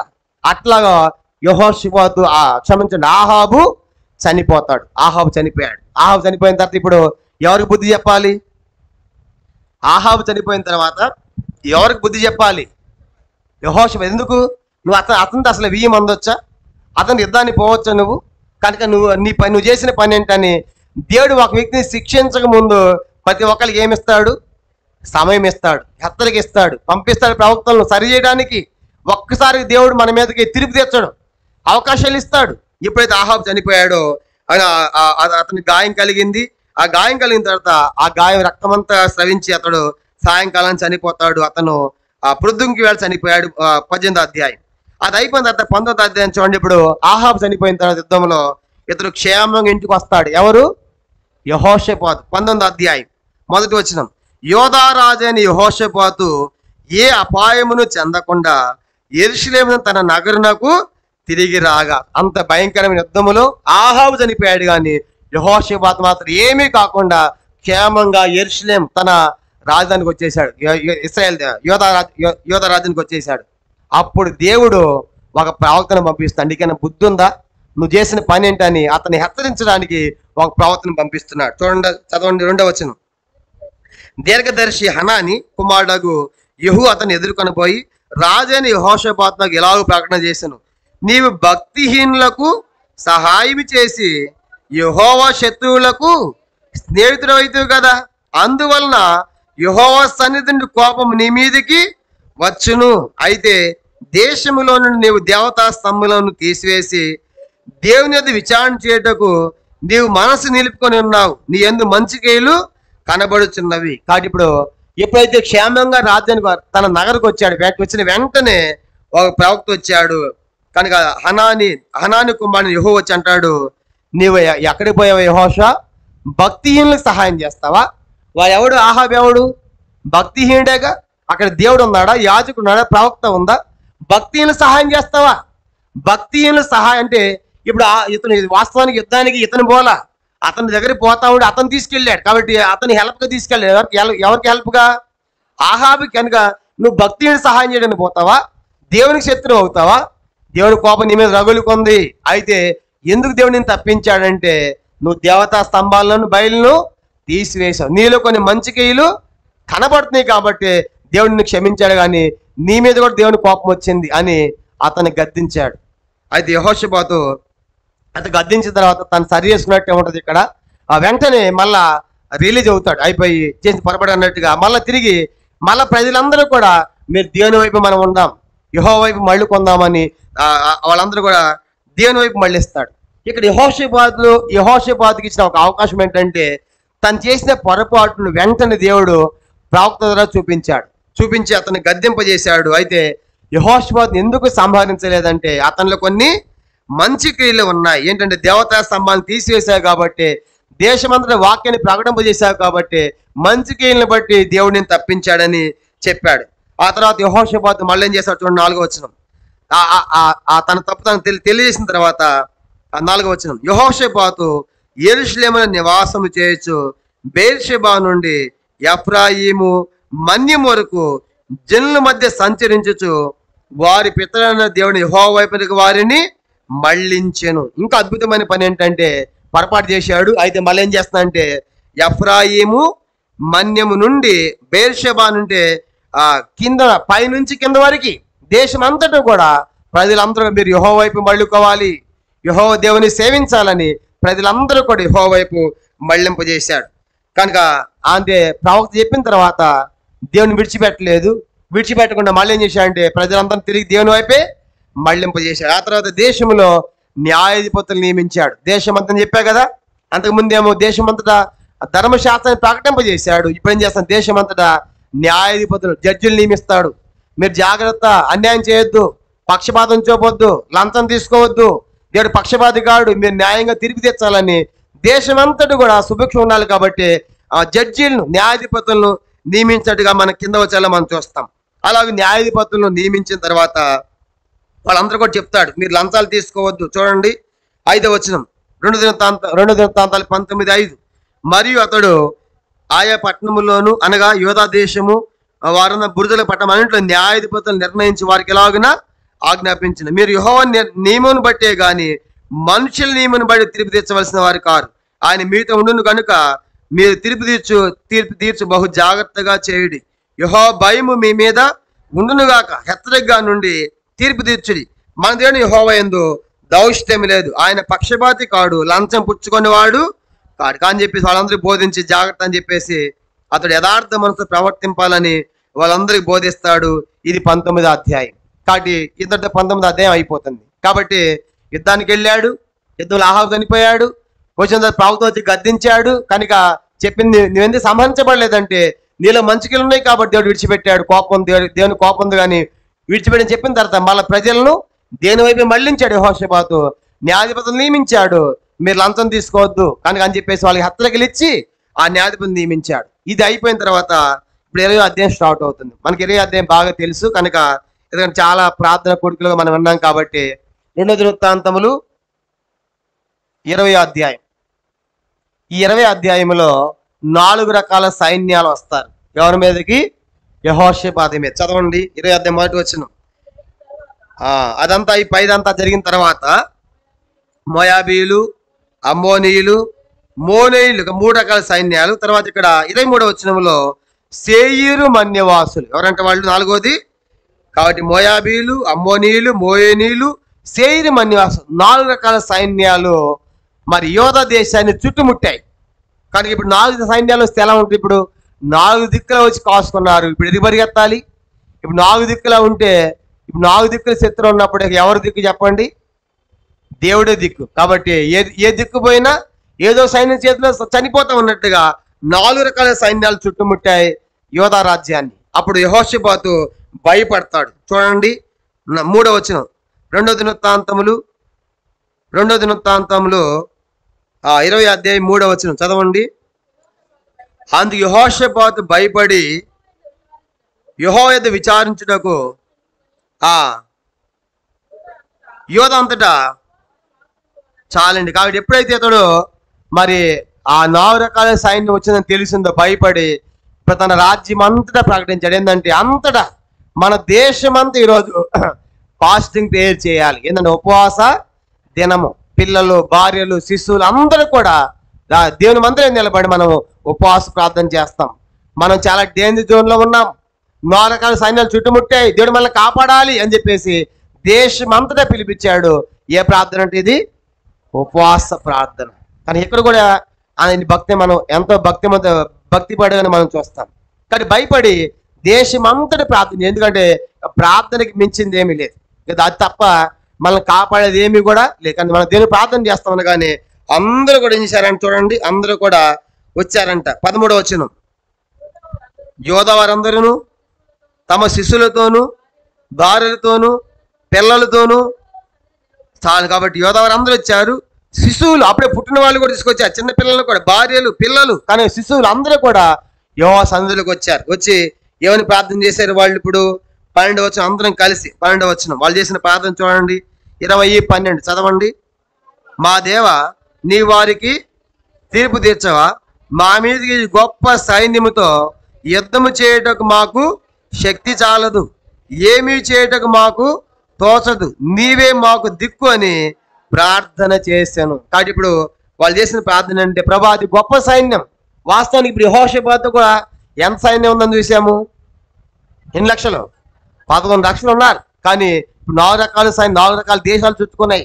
మోయాబీలు, అమ్మోనీలు, మోయిన్లు, సేరు, మన్నివాసులు. కాబట్టి ఇప్పుడు మన సైన్యంతో పోల్చుకుని 4 రకాల సైన్యం ఎక్కడ మనం గెలుస్తాం? అందుకే ప్రభా దేవుని సన్నిధిలోకి వచ్చి ప్రభా ఇది గొప్ప సైన్యము, మాకు శక్తి చాలదు, ఏం చేయాలో మాకు తోచడం లేదు, ఇప్పుడు మాకు దిక్కు ఎవరంటే నీవే, నీ మమ్మల్ని కాపాడాలి, ఎట అద్భుతం చేస్తావు మాకు తెలియదు కాబట్టి అని చెప్పేసి గొప్ప ప్రార్థన చేశారు. చేసేటప్పుడు దేవుడు ఒక ప్రవక్తను పంపించాడు. ప్రవక్తను పంపించి ఇలాగ ప్రకటింపజేస్తున్నాడు. చూడండి 14వ వచనం, అప్పుడు మత్తన్యాకు పుట్టిన యెహీయేలు కుమారుడైన బెనాయాకు జన్మమైన జకర్యా కుమారుడు ఆసాబు సంతతి వాడు లేవిడినగు యహజీయేలు సమాజములో ఉండెను. యెహోవా ఆత్మ అతని మీదకి రాగా. ఇవి యహజీయేలు అనేటువంటి అతని మీద ఆత్మ వచ్చింది. ఆ వక్త చెబుతున్నాడు, యోధా వారులారా, యెహోషాపాత, మీరందరూ కూడా భయపడాల్సిన పని లేదు. 17వ వచనం, మీరు భయపడవద్దు, జడియవద్దు, యుద్ధము మీరు కాదు దేవుడే జరిగించును. 15వ వచనం, మీరు ఎందుకు భయపడుతున్నారు? ఆత్మ ద్వారా ప్రేరేపించి దేవుడు పలికిస్తున్నాడు. యెహోషాపాతు, యోధా వారులారా, భయపడవద్దు, జడియవద్దు, యుద్ధం మీరు కాదు యెహోవాయే జరిగిస్తాడు. మీరు యుద్ధ పంక్తులు తీర్చి నిలబడండి, దేవుడు చూసుకుంటాడు అంటాడు. అలాగే మీరు ఆయన ప్రవక్తలు నమ్ముకోనండి, మీరు కృతజ్ఞులు అవుతారు అని చెప్పేసి ఈ మాటలు చెప్పారు. ఈ మాటలు చెప్పిన తర్వాత వాళ్ళు ఏం చేశారంటే ఈ ప్రార్థన చేసిన తర్వాత దేవుని యొక్క సన్నిధిలో వాళ్ళు ఉన్నారు కదా, పాటలు పాడతాము, స్తుతించడం మొదలు పెట్టారు. మొదలు పెట్టగానే ఏం జరిగిందంటే చూడండి, వాళ్ళు పాడుతున్నారు. 22వ వచనం, వారు పాడుటకును స్తుతించడం మొదలు పెట్టగా యోధవారి మీదకి వచ్చిన అమ్మోనీయుల మీదను మోయాబీల మీదను సేరిమని అసలు మాటుగాను పెట్టిన కనుక వారు హతులైరి. ఎప్పుడైతే వీళ్ళు ప్రార్థన చేశారో, ప్రార్థన అయిపోయిన తర్వాత దేవుని స్తుతించడము, పాటలు పాడడం మొదలు పెట్టారు. పాటలు పాడుతూ ఉంటే, స్తుతిస్తూ ఉంటే వచ్చిన సైన్యమే ఒకరు పొడుచుకుని అందరూ సచ్చారు. ఎన్ని రకాల సైన్యాలు? 4 రకాల సైన్యాలు. చూడండి ఎంత అద్భుతం. దేవుడు అంత అద్భుతం చేశాడంటే వచ్చిన సైన్యాలు ఒక సైన్యం ఒకరు ఏం చేశారంటే వాళ్ళు పొడుచుకుని హతులైపోయారు. కనుక మరి ఏం జరిగిందో మనకు తెలియదు. దేవుడు ఎలా అద్భుతం ఎలా ముట్టాడో తెలియదు. కానీ మేం పోవాలి ఎట్లా అనుకున్నా తెలియదు. కానీ వచ్చిన వాళ్ళు ఒకరు పొడుచుకుని అందరూ సచ్చారు. ఇప్పుడు 4 రకాల సైన్యాలు చనిపోయారు. ఇప్పుడు 4 రకాల సైన్యం అంటే వాళ్ళు తీసిన సొమ్ము ఉంటుంది కదా, వెండి బంగారాలు ఒకటి వస్తా సైన్యం అంటే. ఇప్పుడు ఏం చేశారంటే అవన్నీ ఒలుచుకున్నారంట. ఎవరు? యోధవారు. ఎన్ని రోజులు పట్టిందంట? అది 3 రోజులంట. చూడండి ఆ మాట చదువుతాం. వాళ్ళంతా చనిపోయారంట.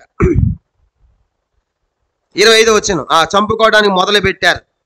24 వచనం 23 చివరిలో తర్వాత తమలో వారు ఒకరినొకరు చంపుకొనుటకు మొదలు పెట్టారు. 23 అందరూ చంపుకుంటున్నారు. 24 వచనములో అందరు నేలపడి శవాలు అయిపోయారు. 25 వచనం చదవండి. 25 అందరం కలిసి. యెహోషాపాతును అతని జనులను వారి వస్తువులను దోచుకొనుటకు దగ్గరకు రాగా ఆ శవముల యొద్ద విస్తారమైన ధనమును ప్రశస్తమైన నగలను కనపడింది. వారు తమకి ఇష్టమైనంత మట్టుకు తీసుకొని పోగలినంత కంటే ఎక్కువగా ఒలుచుకొనిరి. కొలసం అతి విస్తారమైన వారు దాన్ని కూర్చుకొనుటకు 3 దినములు పట్టెను. కానీ ఇప్పుడు అందరు సచ్చారు. ఒకరొకరు అందరు చనిపోయిన తర్వాత వెండి బంగారము ద్రవ్యం అంతా ఉందంట. వాళ్ళంతా ఎంత ఒక్కోడు మోసేదానికంటే ఎక్కువ ఒలుచుకుంటున్నారు. ఈ వెండి ఈ బంగారం ఈ నగలు అన్నీ కూడా ఒలుచుకుంటా అంటే ఎన్ని రోజులు పట్టిందంట? 3 రోజులు శవం దగ్గర ఎట్ట ఒలుచుకోవాలి పెట్టుకుని ఇట్ట అన్నమాట. చూసారా? 3 రోజులు శవం దగ్గర అంటే 3 రోజులు శవం దగ్గర ఎవరిపోతారు, కంపు కొడతా ఉండదు శవం బాడీ. 3 రోజులు శవం దగ్గర ఒలుచుకున్నాను. 3 రోజులు పట్టిందంట. ఆ శవాల మధ్యలో వెండి బంగారం అంత కొలసమ్మ తీసుకోవడానికి 3 days పట్టిందంట. ఎంత చూడ శత్రులు హతం అవటమే కాకుండా మళ్ళా ఇంకేమొచ్చింది అతనికి? ఎంతో ఐశ్వర్యం, ఎంతో డబ్బు, వెండి నగలు తీసుకొచ్చారు. అప్పుడు బెరాకలోకి తీసుకొచ్చారు. ఇప్పుడు దేవుని ఏం చేస్తారు వాళ్ళు? సో అదే బెరాకలు, ఆశీర్వాదము, స్తుతి, ఆరాధించడం. కనుక దేవుని ఆరాధించి ప్రభు ఎంత అద్భుతం చేశావు నువ్వు అని చెప్పేసి అందరూ కూడా బెరాకలో దేవుణ్ణి ఆరాధించారు, కీర్తించినట్లుగా మన కింద వచ్చిన మనం చూస్తాం. ఆ తర్వాత ఇది అయిపోయింది. కనుక ఎంత అద్భుతం చేశాడు. కానీ ఇప్పుడు అక్కడే ఆహాబు చనిపోయాడు. ఈ అద్భుతం జరిగిన తర్వాత దేవుని యొక్క మందిరికి వచ్చిన తర్వాత వాళ్ళందరూ దేవుని స్తుతించారంట. ఆ తర్వాత ఇంక ఎవరు కూడా యెహోషాపాతు మీద రావడానికి భయపడుతున్నారు. యెహోషాపాతు నెమ్మది కలిగింది. చుట్టుపక్కల దేశం వాళ్ళు ఎవరు కూడా అందరూ భయపడుతున్నారంట. చూడండి ఆ మాట చదువుకుంటాము. 29-30 చదువుకుంటాం. 29-30 చదవండి. ఇశ్రాయేలీల శత్రువులతో యెహోవా యుద్ధము చేసినని దేశముల రాజ్యముల వారందరూ వినగా దేవుని భయం వారి మీదకి వచ్చింది. ఇప్పుడు చదవండి. ఇశ్రాయేల్ శత్రువులు ఎవరు యుద్ధం చేశారంట? ఈ ప్రజలతో ఎవరు యుద్ధం చేశారు? యెహోవా. వీళ్ళుగా చేసింది ఎవరంట? యెహోవా చేశాడు. ఎవరు తెలుసుకున్నారంటే ఎవరు అన్నారు ఈ మాట? చుట్టుపక్కల దేశాల వాళ్ళు. ఏంటి 4 రకాల సైన్యాలు పోయి ఒకరినొకరు పొడుచుకోవటం ఏంటి? ఇది ఆ దేవుడు చేసిన పనే. వాళ్ళు గెలవటం ఏంటి? ఒక దేశం 4 రకాల సైన్యాలు పోయి ఓడించాల్సిన వాళ్ళు చనిపోవటం ఏంటి? అమ్మ ఇది వాళ్ళ దేవుడు చేసిన పని అని చెప్పేసి చుట్టుపక్కల వాళ్ళకి ఏమొచ్చిందంట? భయం వచ్చిందంట. చూడండి ఆ మాట 30 వచనం. ఈ ప్రకారం దేవుని భయం వచ్చింది. 29 వచనంలో ఈ ప్రకారము అతని దేవుడు చుట్టూనున్న వారిని జయించి అతని నెమ్మదిని అనుగ్రహింప యెహోషాపాతు రాజ్యము నిమ్మళముగా ఉండెను. కాబట్టి ఇప్పుడు శత్రులందరూ వెళ్ళిపోయారు. శత్రులందరూ చచ్చిపోయారు. చుట్టుపక్కల వాళ్ళందరికీ ఏమొచ్చేసింది? భయం వచ్చింది. ఎవరు యుద్ధం చేయడానికి ముందుకు రావడం లేదు. దేశం అంతా నెమ్మదిగా ఉంది. కాబట్టి ఇలాంటి టైంలో మళ్ళీ ఒక పొరపాటు చేశారు. ఎవరు? యెహోషాపాతు. అదే పొరపాటు ఏంటంటే ఇప్పుడు చదువుకుంటాం చూడండి. అతను చేసిన పొరపాటు 34 వచనం. 2వ దినవృత్తాంతం ఇక్కడంటే అతడు చేసినటువంటి పొరపాటు 2వ దినవృత్తాంతములు 20వ అధ్యాయము చూడండి 35వ వచనం, 35-36 వచనాలు. 2వ దినవృత్తాంతములు 20వ అధ్యాయము 35-36 వచనాలు చదవండి. ఇది అయిన తర్వాత, ఏదైన తర్వాత? శత్రువు చనిపోయిన తర్వాత, వెండి బంగారు ఒలుచుకున్న తర్వాత, దేవుణ్ణి స్తుతించిన తర్వాత, ఇది అయిన తర్వాత 35 యోధారాజైన యెహోషాపాతు మిక్కిలి దుర్మార్గంగా ప్రవర్తించిన ఇశ్రాయేలు రాజైన అహజ్యాతో స్నేహము చేసెను. ఇప్పుడు చూడండి ఎవరితో స్నేహం చేస్తున్నాడంట? అహజ్యా. ఇక్కడ ఆహాబు రాదని చెప్పాం కదా.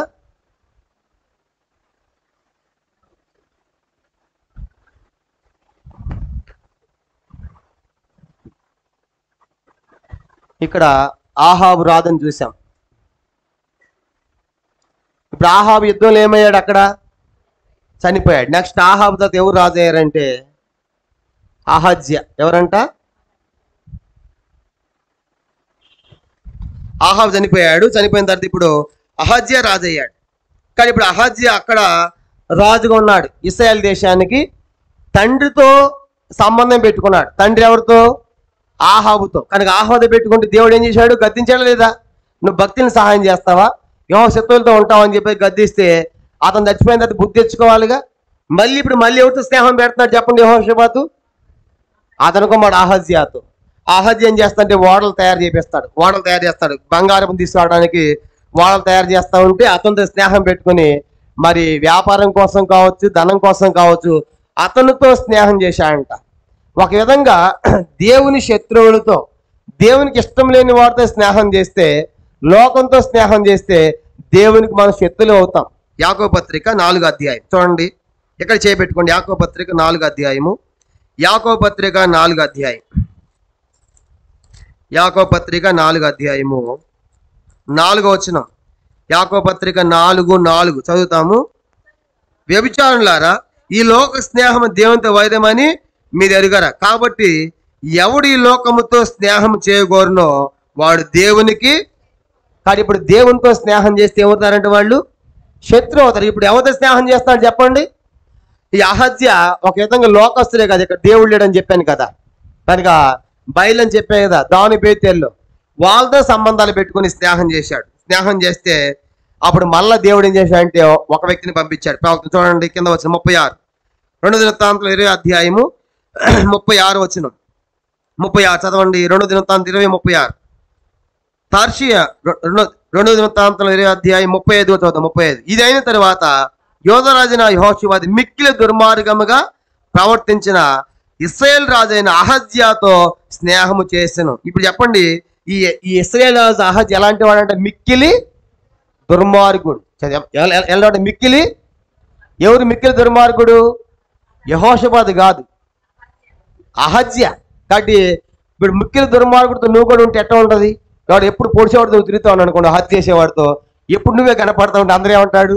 వామ్మ వీడు కూడా వాడనేమనరు. కానీ ఇప్పుడు మిక్కిలి దుర్మార్గుడు అయితే వాడితో నీకు స్నేహం ఎందుకు అని చెప్తా ఉంటే, ఆహాబుతో వద్దంటే ఆహాబుతో స్నేహం చేశావు, వీ వద్దంటే ఆహాబుతో వీ మందావు, వద్దంటే ఆహాబు కూతుని కోళ్ళగా తెచ్చుకున్నావు, వాడితో స్నేహం వద్దంటే ఆహాబుతో స్నేహం చేశావు. కనుక దేవుడు చంపాడు, మొత్తాడు అతన్ని, ప్రవక్తను పంపించి బుద్ధి చెప్పించాడు, గద్దించాడు. మళ్ళీ ఇప్పుడు కుక్క తన వాంతి తిన్నట్టే మళ్ళీ ఇప్పుడు ఆహాబు చనిపోతే ఆహాబు కుమారుడైన అహజ్యాతో మళ్ళీ స్నేహం చేస్తున్నాడు. ఇప్పుడు దేవుడు పంపిస్తున్నాడు ప్రవక్త. చూడండి, చదివి మనం ముగించుకుంటాం. 20వ అధ్యాయము 36వ వచనం. తర్షీష్ నాకు పోదగిన ఓడలను చేంపల్ని యెహోషాపాతు అతనితో స్నేహం చేయగా వారు ఎన్గెబేర్లు ఆ ఓడలను చేయించిరి. 37వ వచనం. అప్పుడు మారేషా వాడు దోదావ కుమారునకు ఎలియాజరు, నీవు అహజ్యాతో స్నేహం చేసుకుంటే గనుక యెహోవా నీ పనులను భంగము చేయనని యెహోషాపాతు మీద ప్రవక్త చెప్పాను. ఆ ఓడలు తార్షీషునకు వెళ్ళజాలకుండా బద్దలైపోయాను. ఇప్పుడు అహజ్యా ఓడలు తయారు చేస్తాడంట. ఎందుకు ఈ ఓడలు? బంగారం తేవడం కోసం అంట. రాజుల గ్రంథం చూడండి, 1 రాజులు 22వ అధ్యాయం. ఆ ఓడలు ఎక్కడి నుంచి దేని కొరకంటే బంగారం కొరకంట. 1 రాజులు 22వ అధ్యాయము, 1 రాజులు 22వ అధ్యాయము మనం గమనించామంటే 48వ వచనం. 1 రాజులు 22వ అధ్యాయము 48 చదవండి. యెహోషాపాతు బంగారము తెచ్చుటకై ఓపీరు దేశమునకు పోవుటకు తర్షీషు ఓడలను కట్టింపగా ఆ ఓడలు బయలుదేరక ఎసోన్గెబెరు వద్ద బద్దలైపోయెను. ఆహాబు కుమారుడు అహజ్యా నా సేవకులను నీ సేవకులతో కూడా ఓడల మీద పొమ్మని యెహోషాపాతు అడుగుగా యెహోషాపాతు దానికి ఒప్పలేదు. కానీ ఇప్పుడు తర్వాత 50 వచ్చిన పిమ్మటి యెహోషాపాతు తన పితరులు కూడా నిద్రించి తన పితరుని దావీదుపురమని తన పితరులతో కూడా పాతి పెట్టబడును. అతని కుమారుని యెహోరాము అతనికి మారుగా రాజాయను. ఇప్పుడు అహజ్యాతో స్నేహం చేశాడు. స్నేహం చేసి అహజ్యా ఓడలు తయారు చేస్తా ఉంటే కబురు పెట్టాడు యెహోషాపాతు, నాకు కూడా ఓడలు చేయించు, నేను కూడా బంగారం తెచ్చుకుంటా అని చెప్పేసి అతనితో 1000 మంది ఓడలు చేస్తే ఆ ప్రవక్త వెళ్ళాడంట. ఎవరు ఆ ప్రవక్త పేరు? ఎలియాజరు వెళ్ళాడు. వెళ్ళి ఆ ఎలియాజరు నువ్వు చేసిన పని ఏంటి? యెహోవా ఎవరితో స్నేహం చేసావు? మిక్కిలి దుర్మార్గంగా ప్రవర్తించిన వాడితో స్నేహం చేస్తున్నావు, యెహోవా శత్రులతో స్నేహం చేస్తున్నావు, లోకస్తులతో స్నేహం చేస్తున్నావు అని చెప్పేసి చెప్పాడు. కాబట్టి దేవుడు నీ పనులను భంగం చేయను కాక అన్నాడు. ఆ ఓడలన్నీ అట్టే పగిలిపోయినాయంట, నూనె పునిగిపోయి మస్తు నష్టం అయిపోయింది. ఆ తర్వాత మరి యెహోషాపాతు చనిపోయి తన పితరులతో పాతి పెట్టబడ్డాడు. కానీ ఇప్పుడు యెహోషాపాతు మరి సరి చేసుకున్నట్టుగా కానీ ఆ ప్రవక్త మాటకి దేవుని అది ఒప్పుకున్నట్టు కానీ మనకి రాయబడలేదు. కాబట్టి అతని సంగతి మరి ఒక విధంగా మిక్కిలి దుర్మార్గమైన వారితో స్నేహం చేశాడు, దుర్మార్గమైన వారితో వీయమందాడు, దుర్మార్గమైన తండ్రితో స్నేహం చేశాడు, చివరికి తన ప్రాణాల మీద తెచ్చుకున్నాడు. కాబట్టి అలాగూ యెహోషాపాతు యొక్క ముగింపుని మనం చూస్తాం. ఆరంభం ఎంతో మంచి సమయం చేసిన వాడే, కానీ ఇప్పుడు యెహోషాపాతు చేసిన ప్రధానమైన తప్పుల్లో ఒకటి ఆహాబు వారితో వీయమందటం. ఏంటంటే ఆహాబుతో వీయమంటే తనకు ఆహాబు కుమార్తెన అతల్యను తన కుమారుని యెహోరాముకు పెళ్లి చేయడం మొదటి తప్పు. రెండవది ఆహాబుతో స్నేహము. ఏం చేశాడంటే ఆహాబుతో భక్తిహీనులతో ఆహాబుతో కూడా చేశాడు. చూడండి 19వ అధ్యాయము 19 ఆహాబుతో కూడా చేశాడు ఆ స్నేహం. చదవండి ఆ మాట. 19వ అధ్యాయం ఆహాబు గురించి రాయబడిన మాట. ఆహాబు చనిపోయిన తర్వాత ప్రవక్త చెబుతాడు. 19వ అధ్యాయము 2వ వచనం. దీర్ఘదర్శి హనాని కుమారుడు యెహోవా అతను ఎదుర్కొని పోయి రాజని యెహోషాపాతుకు ఇలా ప్రకటన చేశాను, నీవు భక్తిహీనులకు సహాయం చేసి యెహోవా శత్రువులకు. ఎవరు యెహోవా శత్రువు? ఎవరు ఇక్కడ? ఆహాబు. నువ్వు ఆహాబుతో పోయావు, యెహోవా శత్రువులతో స్నేహం చేశావు, కనుక ఆహాబుతో స్నేహం చేశాడు. మళ్ళా తిరిగి ఆహాబు కుమారుడైన అహజ్యాతో కూడా స్నేహం చేశాడు. ఇక్కడ వద్దని చెప్పాడుగా, ఇక్కడ చేసినప్పుడు వద్దన్నప్పుడు మళ్ళీ ఇందరికి ఎందుకు వెళ్తావు? కుమార్ దగ్గరికి. ఇది యెహోషాపాతు చేసిన పని. కాబట్టి అందుకన్నాడు, దేవుడిని పనులను భంగం చేయను గాక అని చెప్పి ప్రవక్త వచ్చాడు. అలాగ అతని వాళ్ళని బద్దలైపోయాయి. కాబట్టి అలాగూ యెహోషాపాతు చనిపోతాడు, తన పితరులతో కూడా పాతి పెట్టబడతాడు. కాబట్టి యెహోషాపాతు ఇక్కడ చేసిన పొరపాటు ఏంటంటే తన కుమారుని యెహోరాముకి ఇశ్రాయేల్ దేశంలో నుండి ఆహాబు కుమార్తెను తీసి పెళ్లి చేయటమే తను చేసిన పెద్ద మిస్టేక్. అది నెక్స్ట్ ఆ ఎఫెక్ట్ వచ్చే రాజులందరి మీద పడుతుంది. అది ఎలాగో మన తర్వాత రాజుల్లో మీకు అర్థమవుతుంది, ఒక్కొక్కటి చూస్తామంటే. కాబట్టి అతడు ఆహాబుతో వీయమందడం ఒకటి పొరపాటు అయితే, అతనితో స్నేహం చేయడం రెండో పొరపాటు అయితే, మూడవదిగా అహజ్యాతో కూడా స్నేహం చేయటము ఆల్రెడీ మూడో తప్పు. అంటే 2 సార్లు గద్దించిన సరి చేసుకో. మొదటిసారి గద్దించాడుగా, మళ్ళీ రెండోసారి కూడా వెళ్ళి చెప్పాడుగా, కాబట్టి మళ్ళీ తిరిగి అదే పని చేశాడు. కాబట్టి మనము యెహోషాపాతులో నష్టపోకూడదు.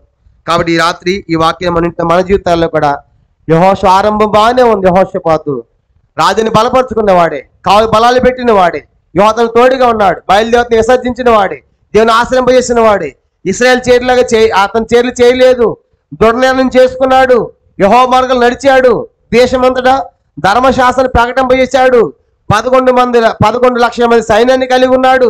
అతడు ఐశ్వర్యము ఘనత మెన్ని కలిగిన తర్వాత అతడు ఆహాబుతో ఈ మంది చెడిపోయాడు, స్నేహాన్ని చేశాడు, యుద్ధానికి పోయాడు, యుద్ధంలో ఆహాబు చనిపోయాడు. ప్రవక్త బుద్ధి చెప్పినప్పుడు కూడా మళ్ళా తిరిగి అతని కుమార్తెనే మరి స్నేహం చేసి చివరికి నష్టపోయాడు. ఒక విధంగా దుష్ట సాంగత్యం మంచి నడవడిని చెరిపింది. కాబట్టి దుష్టులతో మిక్కిలి దుర్మార్గంగా ప్రవర్తించే వాడితో స్నేహం చేసి చెడిపోయిన యెహోషాపాతుగా మనకు అర్థమవుతుంది. కాబట్టి ఈ చదివినప్పుడు మనం కూడా మన స్నేహితులను జాగ్రత్త పెట్టుకోవాలి. 119వ కీర్తన 63 అంటాడు దావీదు, నేను భయభక్తుల వారికి నీ ఉపదేశం అనుసరించే వారికి నేను చెలికాడను అంటాడు. 119వ కీర్తన 63వ వచనం. కీర్తన 26లో రాయబడింది 3-4 వచనాల్లో, నేను భక్తిహీనులతో సాంగత్యము చేయును, తర్వాత వేషధారులతో పొందు చేయడు అంటాడు. 1 కొరింథీ 15:33 మంచి దుష్ట సాంగత్యం మంచి నడవడిని చేరిపోను. కాబట్టి మనం కూడా మన ఒక విధంగా దేవునికి శత్రువులతో స్నేహం చేయటం అంటే నువ్వు దేవునికి శత్రువే కదా. ఆహాబు దేవునికి శత్రువు అయినప్పుడు దేవుని శత్రువులతో ఎట్లా స్నేహం చేస్తావు? అందుకే నువ్వు భక్తిహీనులకు సహాయం చేసావు, దేవుని శత్రువులకు స్నేహం చేసి దేవునికి శత్రువు అయిపోయావు. కాబట్టి జాగ్రత్త, ఈ లోక స్నేహము దేవునితో వైరము అని మనము ఎరగాలి. కాబట్టి మనం అలాగ చేయకుందాము గాక. దేవుడి వాక్యాన్ని ఆస్వాదించిన వచ్చేవారు ప్రభు చిత్తం అయితే యెహోషాపాతు కుమారుడు యెహోరాము యొక్క చరిత్ర మనము ధ్యానం చేస్తాం. ప్రార్థన. మోకరించండి.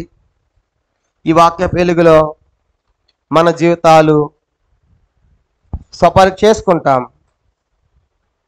దేవుడు తన వాక్యం ద్వారా మనతో మాట్లాడి ఉంటుండగా యెహోషాపాతు ఆరంభం ఎంత అద్భుతమైన వ్యక్తిగా మనకు కనబడుతున్నాడు.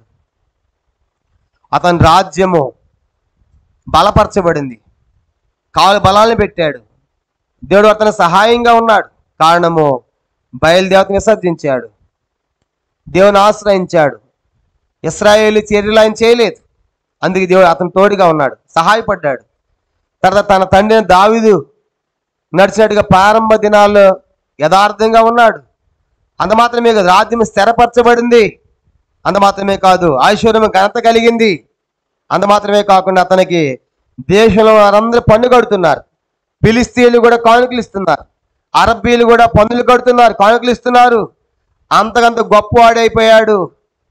11 లక్షల సైన్యం దాదాపు అతనికి ఉంది, ఇంకా ఉన్నారు. అంత మాత్రమే కాదు, ఆ గొప్ప ఐశ్వర్యం కలిగిన తర్వాత తన స్థాయి తగినట్టుగా ఉండాలని భక్తిహీనుడైనటువంటి ఆహాబుతో, యెహోవా శత్రువైన ఆహాబుతో వీయమందాడు. అతల్యాను తన కుమారుడు యెహోరాముకు కోడలుగా తెచ్చాడు. పతనం ఆరంభమైంది తన కుటుంబంలో.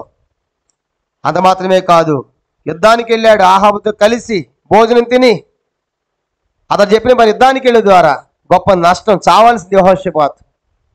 కానీ ప్రార్థన విన్నాడు. యెహోషాపాతు ప్రార్థన మంచికిలు ఉన్నాయి కాబట్టి దేవుడు కోపాన్ని అంచుకొని తప్పించాడు. సరి చేయడానికి ప్రవక్తను పంపించాడు కనుక మళ్ళీ వెంటనే ప్రజలందరినీ దేవుని వైపు మళ్లించాడు. దేశంలో న్యాయాధిపతులను, జడ్జిలు నియమించాడు దేని సుభిక్ష ఉండాలని. అంత మాత్రమే కాదు, యుద్ధం వచ్చింది. గొప్ప విశ్వాసంతో ఉపవాస ప్రార్థన ప్రకటించాడు, ప్రార్థన చేశాడు, పాటలు పాడారు, దేవుని స్తుతించారు. అద్భుతమైన విజయం. దేవుడే శత్రువులను మొత్తాడు.